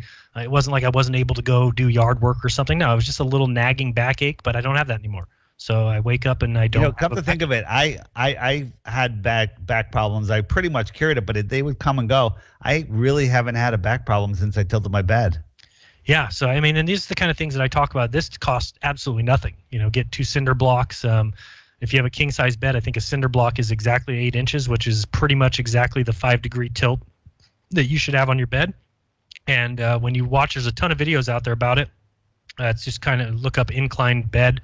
But there's a lot of people who talk about it in the way that if you lay flat, that your blood kind of pools and sits there. But if you got a slight tilt, it kind of keeps your circulation going. And I have nothing but good things to say about that. But as far as the water, man, I definitely recommend it tenfold. There's so many people that come to me and go, I don't want to spring for the distiller yet, so I've been buying it in the supermarket. And I tell them they should just go get it at the gas station because drink gas because it's better for you than distilled water in a plastic bottle. Yeah, I don't think and if you look at those distilled water, usually it says not for human consumption. Right. Don't drink distilled water out of a plastic jar. It's poison. Yeah, no, and I mean, as far as I still have to do a video about it because I know I've done a video in the past of how to save 90% on smoking cigarettes. Well, now I can tell you how to save 100%, and that's just quit like I did. But that's a good method. But one of the things is if you buy water in water bottles or you constantly drink bottled water, it may seem like $230 seems like a lot. And again, like I said, I would have never bought it on my own, but now I can look back and say, man, that would have been well worth it. So I don't know how much money you have to put away or put aside to where you can get to $230 if you can put away $20 a week or something like that you may have normally spent on, a bottle of Aquafina, like a little liter of water costs like $2 or $3. So if you're buying those a few times a month, I think it really adds up, and this will save in the water so much better tasting and so much healthier. So and then to look into the fluoride problems, man. I mean, fluoride is a huge problem, and again, people will say, "Oh, but it's good for your teeth." Well, then why are we swallowing it? And that's all. It's not good for your teeth, by the way. Even the smallest amount, it's not good for your teeth. It's a myth. Right, and even if it was good for your teeth, then you still would never want to swallow it. And nobody's that stuff is mandated. It's in your public drinking water. It's in the supply. It's in rat poison and Prozac. Yep. And it's been there since 1930 or 1935-ish. And there's tons of reports coming out now of all the damages that have been done. You can listen to, Michelle Gens, who was on the show last week, called in. She's a dental hygienist and was talking about how they tell all their parents at her dental shop the dangers of fluoride. And now it's coming back that it reduces your IQ and also causes people some thyroid problems. And I'm sure there's so much beyond that. But again, here's the problem is if people have the right to be medicated and to know that they're being medicated, this is the problem, is that this has been mandated by governments. The governments have placed this in the water for you. And if you really think they care so much about your teeth that they're putting this in the water, well, that's for you to believe. I mean, for me, now that they put it in baby water, fluoridated baby water for infants that don't even have teeth. Nope. Hey, people are asking again, as always, what brand, and we have no affiliation with this, but the Mega Home, and it's available on Amazon. But the only way to get one that works is if you go to Jeranism.com, click support, and click Amazon from there, and then just search Mega Home Water Distiller. It comes in white and silver, so you can choose which decor you want, and get it. Best thing you've ever done. Yep, and the only little hint we'll give you is that the glass jug is actually inside the machine when you receive it. So don't text me like everybody did. My mom texted me. Caroline texted me. I same thing with me. I'm like, they forgot the jug. Forgot the jug. All right. We'll be right back. Don't go anywhere. We got 1/2 hour left to go. You're listening to Jeranism Monday.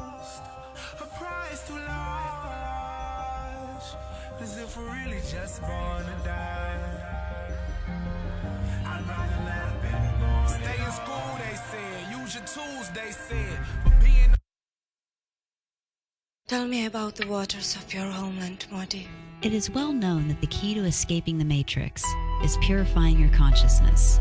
But our consciousness is bombarded daily with chemicals in the air we breathe, the food we eat, and the water we drink. This is why we are proud to bring you TFRwater.com, where you can get the Alexa Pure water filtration system. Unlike typical water filters, the Alexa Pure comes standard in stainless steel to keep your water free of BPA and dangerous chemicals found in plastic. This revolutionary water filtration system removes 99.999% of all contaminants, including fluoride, a dangerous neurotoxin added to drinking water, which was first used in Russian gulags to keep prisoners docile. This is standard without the $50 off by going to TFRwater.com now. Supplies are limited. 4 per person, please.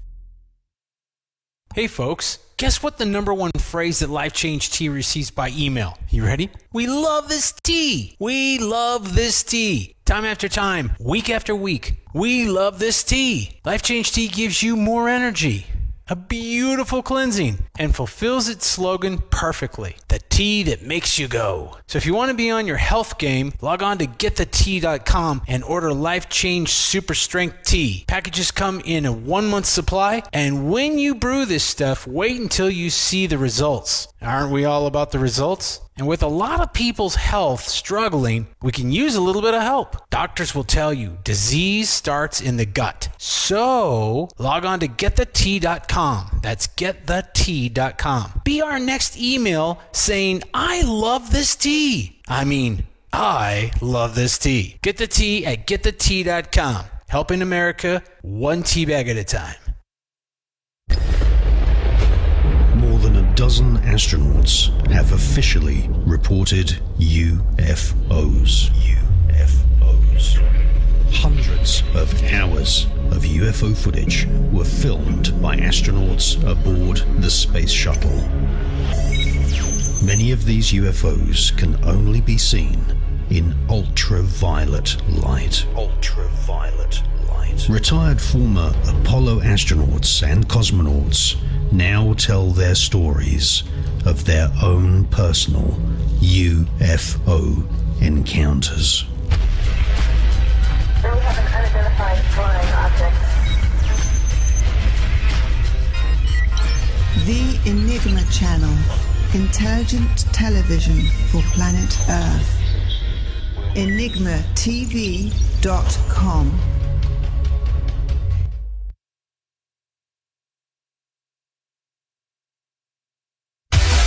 No hate, no hype, no fear. You're listening to Truth Frequency Radio. We are TFR.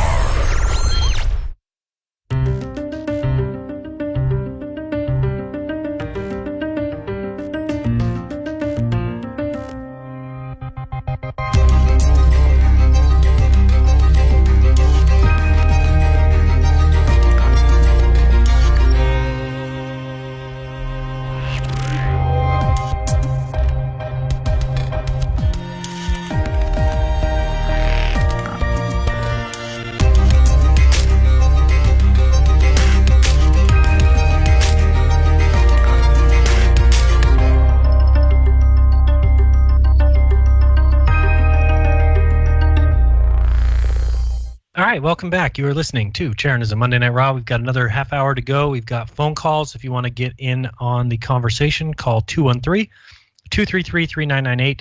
David, I also want to mention one other thing that I am doing that could be helping me feel a little bit more healthy if it wasn't for my pneumonia, but is Restore. And I did want to mention friend of the show, Sophia Smallstorm. You should definitely check out her site at flatearthminerals.com. So we should have her on the show again soon. Does she have Flat Earth Minerals still up? But you can go to her store, but through Avatar Productions if that's not up for some reason. Not 100% sure. That's true. Avatar Products. Great researcher, Sophia.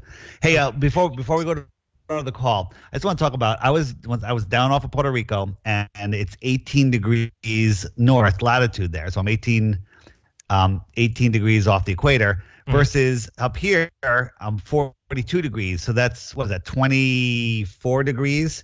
24 degrees difference. It was 87 degrees and sunny and beautiful down there. And it was below zero here. Okay. Just from that 24 degree tilt of the ball. And what people don't realize, what globe believers don't realize is no matter which way you tilt the ball, it's still the same tilt. So sunrise to sunset, you're getting the whole gamut of the tilt. Right. We've talked about this many times, but it is ridiculous to think that just that slight angle for part of the day can make a 80-degree difference in temperature, versus understanding that the sun is just closer down there. It's just closer. It's in I'm in between the tropics. Right. No, and I think that I still think we need to do a video on it, because I think you described it perfectly one time when I think we were having that debate with the guys from Twisted 10 or something, and they were very confused about what we were trying to say. And I think that you said it great when you talked about the fact that if you go out in the dead of winter at noon when the sun is right above your head, the highest it is for the day. Correct. And you can barely feel that heat on your face. And yet in the summer, when the sun is just rising, so it's just above, which is at the most limited angle it could possibly be at, and you can feel the heat, and it's right there, and it's because the sun is obviously closer. Yep. It has very little to do with the angle. Yes, the angle, it's a little cooler in the afternoons, but not, like a couple degrees. That's it. Right. No, I totally agree with that. Right. Let's go to this caller. You're in the 850. You're on with Jeranism Monday Night Raw. Who's this? Mr. Reality. Mr. Reality, how's it going? Yeah. All right. Hello. Man. How's Reality? Yeah, I appreciate you taking my call. No problem. Oh, man. It's changing for me daily. That's good. That's good. I don't think we want to get locked into belief systems, which is what they've kind of made us all do. And so, no, anytime you can just open your eyes a little bit and see the world for the way it's presented to you and not the way that you've been taught, hey, I'm all for that. Yeah. Hey, well, the reason why I was calling in is because I had this guy contact me, this non sequitur show in this Flat Earth, not what's the guy's name, Fight the Flat Earth or something like that. Oh, boy. Because I put on my Twitter a challenge for someone to actually get an electric gyro and have two positions 100 miles away from each other, and at exactly noonday use sticks and shadows to line up exactly the angle from where the sun rays are coming from, and then to take an electric gyro gimbal and line up the plane, or not the plane, but the spin axis in the exact direction where the sun's coming from. And then the person at point B, 100 miles away, he'll already have it at noonday lined up parallel. So his stick will be facing, his second stick, would be facing exactly where the sun rays are coming from. So when you travel over the curvature, when you get to point B, the gyroscope's spin axis, if Earth is curved, would be lined up perfectly with his stick. And if not, it'll be still angled off pretty much. Interesting. You know what I mean? So the gyro would stay rigid in space. So no matter where you are on the globe, if the sun rays are parallel, they're pointing in one direction. You know what I mean? So the stick and shadow thing, if it proved the Earth was round back in the day, then you can use the sticks and the shadows by using a gyroscope and the spin axis is being like the little finger, the little rod going through the middle. Right. You Well, know, I mean, the pointing problem the with that, direction and you I need think it's been, fully exposed at this point, is that they forget to say, well, what if the sun is smaller and closer? And, again, you can take, I think there's a guy who did a video, I sent it to Dave recently because the video is kind of old, but a guy who says he proved the curve of the earth with a bike and 2 sticks. And he basically puts a stick in the ground and then rides his bike, 500 miles or something distant, and then puts another stick in the ground and measures the angles and says, okay, therefore the earth is curved by this much and this is how round it is and everything. But the problem is, again, that you have to assume in his case that the sun is an infinite distance away and that all those rays are hitting parallel. Whereas if you just move the sun closer, like Dave and I say is the case, then you would have the same result. Right.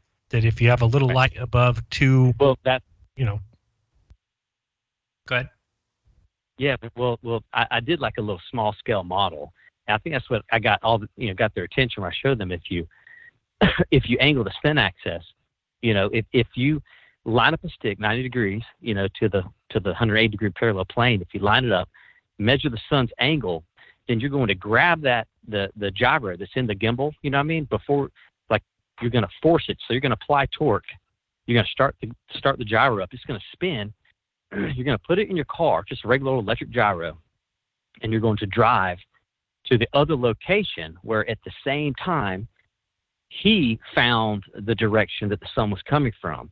But what will happen is when as you travel, and even like the old Navy video shows that the gyro has no respect of Earth because it's staying rigid in all of space. Right. So it's going to point. Yeah, both. But you think you'd be able to show? My only question about that experiment would be, don't you think you'd have to go further than 100 miles? Because 69 miles is only a 1 degree change. Well, you know how they say, 8 inches per mile squared only works within like 100 miles. I've been saying that today on, I think, with Fight the Flat Earth guy and somebody else. They were like, y'all need to stop using that because it only works for 100 miles. So I'm trying to use their own rule against them. You know what I mean? And another thing, because I think that's a great test, but I would love to see it. I think you need to travel quite a bit. I mean, for instance, if you traveled 6,250 miles, the axis would be a 90 degree change. That'd be huge. So I don't know. That'd be awesome. Yeah, but I mean, I don't know where where you could do it for much less. Like you said, if you only went 100 miles, you're talking about a degree and a half. I'm not sure how you're going to measure that. Yeah. Yeah. I don't know either. But another cool one was the thing y'all were doing with the laser. Now, some guy contacted me and said he'd pay me $10,000 and fly me and buy the laser and all this stuff, some contest or something that was supposed to be done. But I told him, I was like, look, if you look at Soundly's pictures, right, of the New Orleans Pontchartrain, right, whatever it is, causeway, that there's only curvature and you can see where it starts, right? So it's about like 16 miles out or something near the horizon. That's it. Right. But there's these, the pylons, there's like, I don't know, I forgot how many pylons out. But anyhow, so when you start to see curvature, when it's visible in his image, right? Right. I was telling him we could easily get a laser, and all you'd have to do is have a laser that would reach 4 of those, or maybe even 3 of those pylons, because those pylons are 15 feet. And I told him, like, look, by the third one, the laser would be, if it wasn't an illusion, the laser would stay linear and keep going straight out, and the bridge would go down. And I told him, I was like, no, I guarantee you, if we line it up, because you're going to use 3 pylons to make it a linear, to make sure you're still going straight. But then, according to his picture, I mean, the bridge would be going down, but I think what we'd get is the laser would be seen curving as well, because I think it's from what's that guy's name, Soundly's condo, it has to be an illusion. I mean, there's no way that and it absolutely is. Earth If would you be, watch even if you compress it, you know what I mean? Yeah, no, I mean, if you've seen the videos that Phuket Word has done that shows that bridge, that's a extremely close distance, and you see the exact same results, that it just that's what happens when you have too limited of a viewing angle. that it kind of eats up the horizon and creates what looks like curve. But again, I totally agree with your idea about the lasers, and that's what upsets me the most about all these guys out there saying that get a laser that would do the experiment that I was trying to do, but it is, $4,000 or $5,000. I certainly don't do that. But if somebody could, like a National Geographic, like these guys who have plenty of money to do something like that. I mean, they spend hundreds of thousands of dollars on their stupid programs.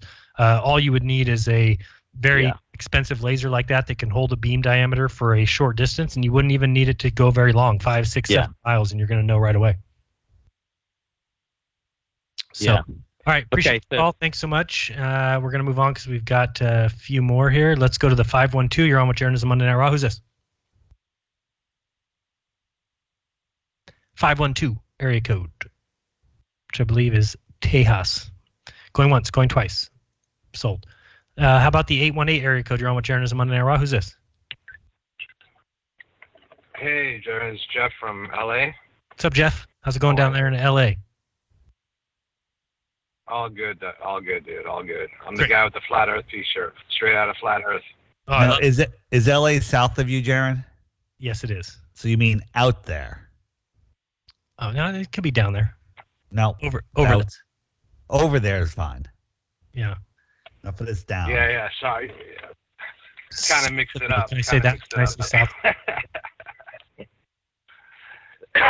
Go ahead. What's up? Sorry about that. I wanted to talk. You guys know you guys know Burning Man, right? The festival. Oh yeah. Sure.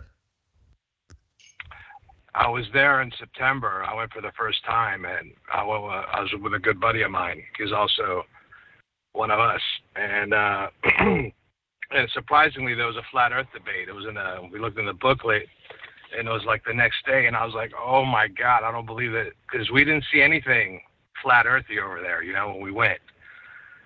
So the next day we put on our T-shirts, our flat Earth T-shirts, and we went to the debate, to the camp where it was happening. It was about 50, 60 people, and they saw me with the T-shirt, the guy that had the camp, and they just snatched me right away, so I could start talking. How'd that go? And it was good. At the end, it was standing ovation. I got. Wow. I was up there for about an hour. Yeah, dude. I had like. Anybody? Of course, you got the NASA fanboys and all that kind of. Yeah, that's gonna happen. That was the freaking problem. My buddy's like, we should have recorded it. We didn't record it because there was like so much noise going on, music playing, and we didn't think if we recorded it, it didn't come to our mind at that point at the end, because my buddy's like, damn, dude, you were really good. I'm like, really? Because I kind of forgot what I was like in a zone. I'm like, I was good, and I'm like, damn, we should have recorded it. It would have been viral on YouTube. Burning Man and Flat Earth debate at Burning Man, and we're like, but he didn't record it. It didn't happen. Engineers. Yeah, that's the free nowadays. Yeah, nowadays that's the mentality. It didn't happen, but it was an experience. It was pretty. I mean, I was happy. A lot of people came up to me, where they were like shaking my hand, and you did good, and wow, and all this kind of stuff. But I was surprised. And this is like, for me, I think that it's getting bigger and bigger. Oh, absolutely. And this documentary that came out, and it's just giving more legs to the flat Earth. I think so too. No matter what. This is what my opinion. I live with my buddy, my roommate. He thinks I'm crazy, but he knows me. He knows me. We're not just roommates. We're like friends from like 18 years old, and I'm 45 right now. We're 45. Mm-hmm. And I'm like, dude, I'm telling you this because I want you to, I want to tell you this. What are you going to do? You're going to believe NASA. You're going to believe Neil deGrasse. You're going to believe all these. You don't even know these fucking guys. Right. Sorry for the language. That's right. You know me forever, and I'm telling you, And it's like, and this documentary that came out, they saw it on that. Me, I haven't even seen it yet. I've seen like little clips here and there. And they came up to me and they're like, "Oh, dude, this and that, and oh, it's finished. That flat Earth is ending in 1 month." I'm like, "What, dude? This thing is just gonna get bigger and bigger." You're absolutely. It's going to be more and more. I go, thanks. I go to them, thanks Netflix, thanks a lot, just for making it bigger. My subscriber numbers aren't going down. I'm not seeing any loss in views because of it. If anything, I'm seeing an increase. So, yeah, I totally agree. And I think that at more events like this, Burning Man, or they just had a Open Your Mind conference. Is that what it's called? Free Your Mind conference? I don't remember what it's called. Down in L.A., they just had one. I've just been invited to Mount Shasta to speak. Question everything. Thank you. I was invited to Mount Shasta to speak at an event in September. I'm looking forward to that. So I think it's going to keep getting bigger. I really do. Yeah, that's right. And I've been living in Greece for many years. That's where I found out about Flat Earth when I was living in Greece in November of 2015. And I wanted to tell David, because I go to this island every year, and it's the best island for windsurfing, for kite surfing. Nice. It has probably the best kite surf in the world. Yeah, I've heard. I know it's good out there. It's called Naxos. I'll just plug it in real quick. The island is called Naxos, Naxos. It's amazing. And you can do amazing flat Earth tests there, like laser stuff, because you can see islands, like there's islands like 15, 20 miles away and stuff like that. You can see the whole thing. Like, I mean, Greece is perfect for like these experiments, That's a lot of areas over there. Well, you should try it out. All right, well, appreciate that. Any final words? That's about it. I want one more thing. At the debate, I was mentioning the programming, and we're talking about the cartoons. Back in the days when we were little, and these I started, thinking, and I don't know if you guys remember, like the cartoons, like Tom and Jerry, when the cat was chasing the mouse, and they were in space, and they had those globe helmets. I don't know if you guys remember, or if David remembers those glass helmets, and Jerry's the mouse, right? Yeah. Jerry's trying to get away from the cat, and he has a soda can, and he pops the soda can open, and that created thrust in space. And then he flew away. And that's how he got away. And that's how he got away from Tom. And that programming, dude. That's strong shit. Hey, absolutely. Thanks for the call. Listen, appreciate it. Digging. Oops, I lost him. Go ahead. Sorry about that. So we were blue pilling on the Netflix last night a little bit, and we watched the final episode of The Sopranos. Okay, filmed in, I believe it was 1999. Okay, everyone has to go watch it again. Unreal. They're talking about Al Qaeda, about terrorism, hijackings. This was just under 2 years before 9/11, and it was total predictive programming for 9/11, the ultimate episode. And then it was talking about join the army, support the country. I mean, it's so obvious when you see it now. Last episode, season 6. 90s? Really? Okay. Yeah. Unbelievable. It's like I watch it on my page and our jaws are falling out. We're like, unreal. Hey, before we take another call or two, I want to say my final words so I don't get cut off. Damn it. I like the final words are: Flat Earth is the truth. It's growing. It's not dying. And you can leave the drama for your mama. There will be drama. And what you do is allow it to be. Yeah. Don't energize it. And create something good while the drama is going on. Use some of my best videos came from the troll drama that was going on. I would take the little piece that I liked of it, and I'd say, hey, that's a good idea for a video. Right. Don't give it any energy. Don't, like when you and I reply back to Red's rhetoric, we're really making a point. We're not expecting to convert him, and it's only once in a blue moon because sometimes you have to just poke the bear. Yeah, it's once in a blue moon, and you're absolutely right. It's just a matter of, again, I want to give everybody a chance. I want to see if those guys concede a point. When they can't concede a point, you're back to where you started. And yeah, and the drama, I could care less. There's certain videos out there about me and this and that. I don't even care. There's certain flat earthers out there that I personally don't like, and honestly, I forget their names until somebody sticks it in front of me. Don't go if there's a movie or something in life that you don't like, you don't keep going there. Just turn away and do the good thing. Flat Earth isn't going away. People are waking up faster and faster, and for all of the stuff that we're doing is helping. So just focus on that and don't worry about any drama because it's nothing. It's dust in the wind. And don't look for it on my channel because I purposely ignore it. Otherwise, you'll go crazy. And it's more about looking for channels that provide good information.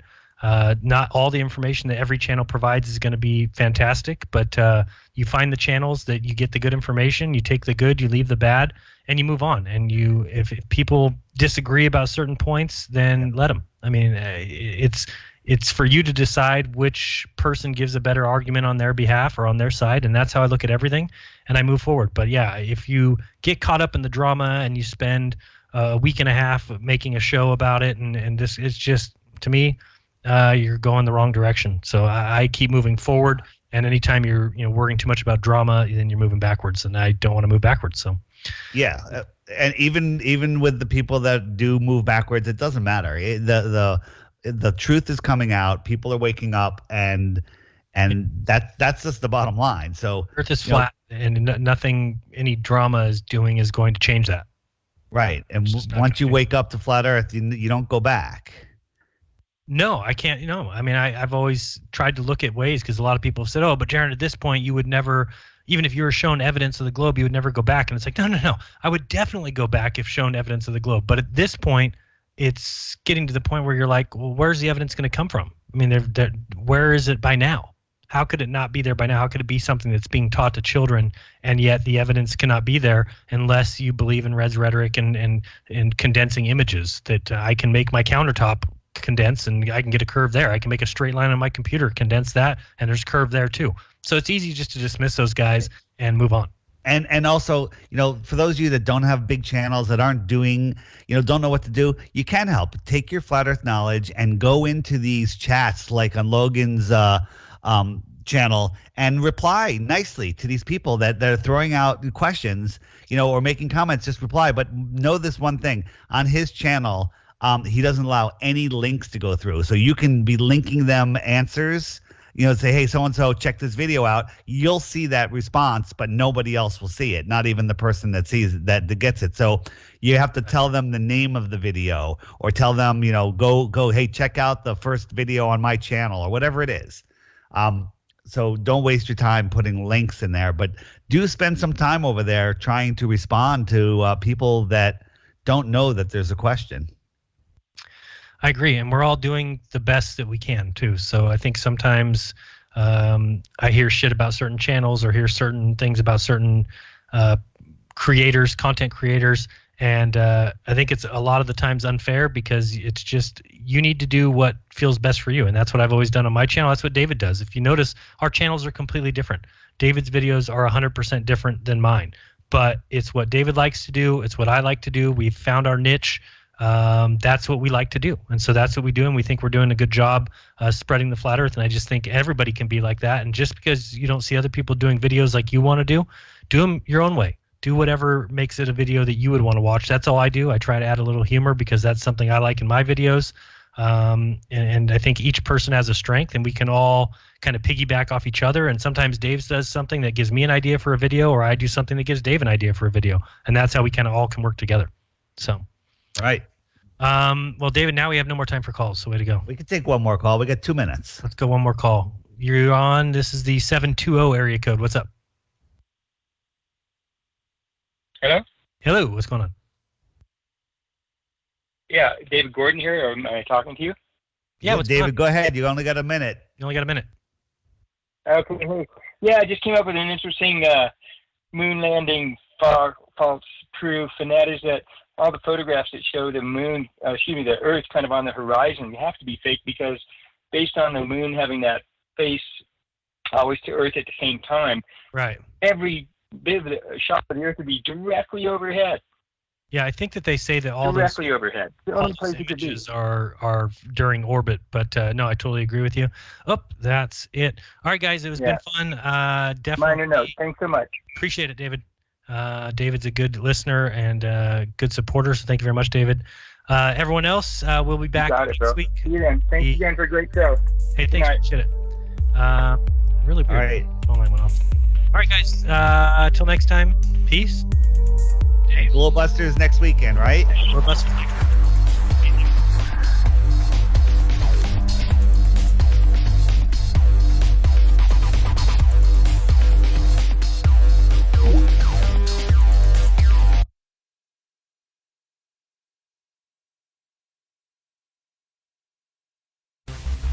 Truth Frequency Radio is your #1 source for news and information without the hate, hype, and fear.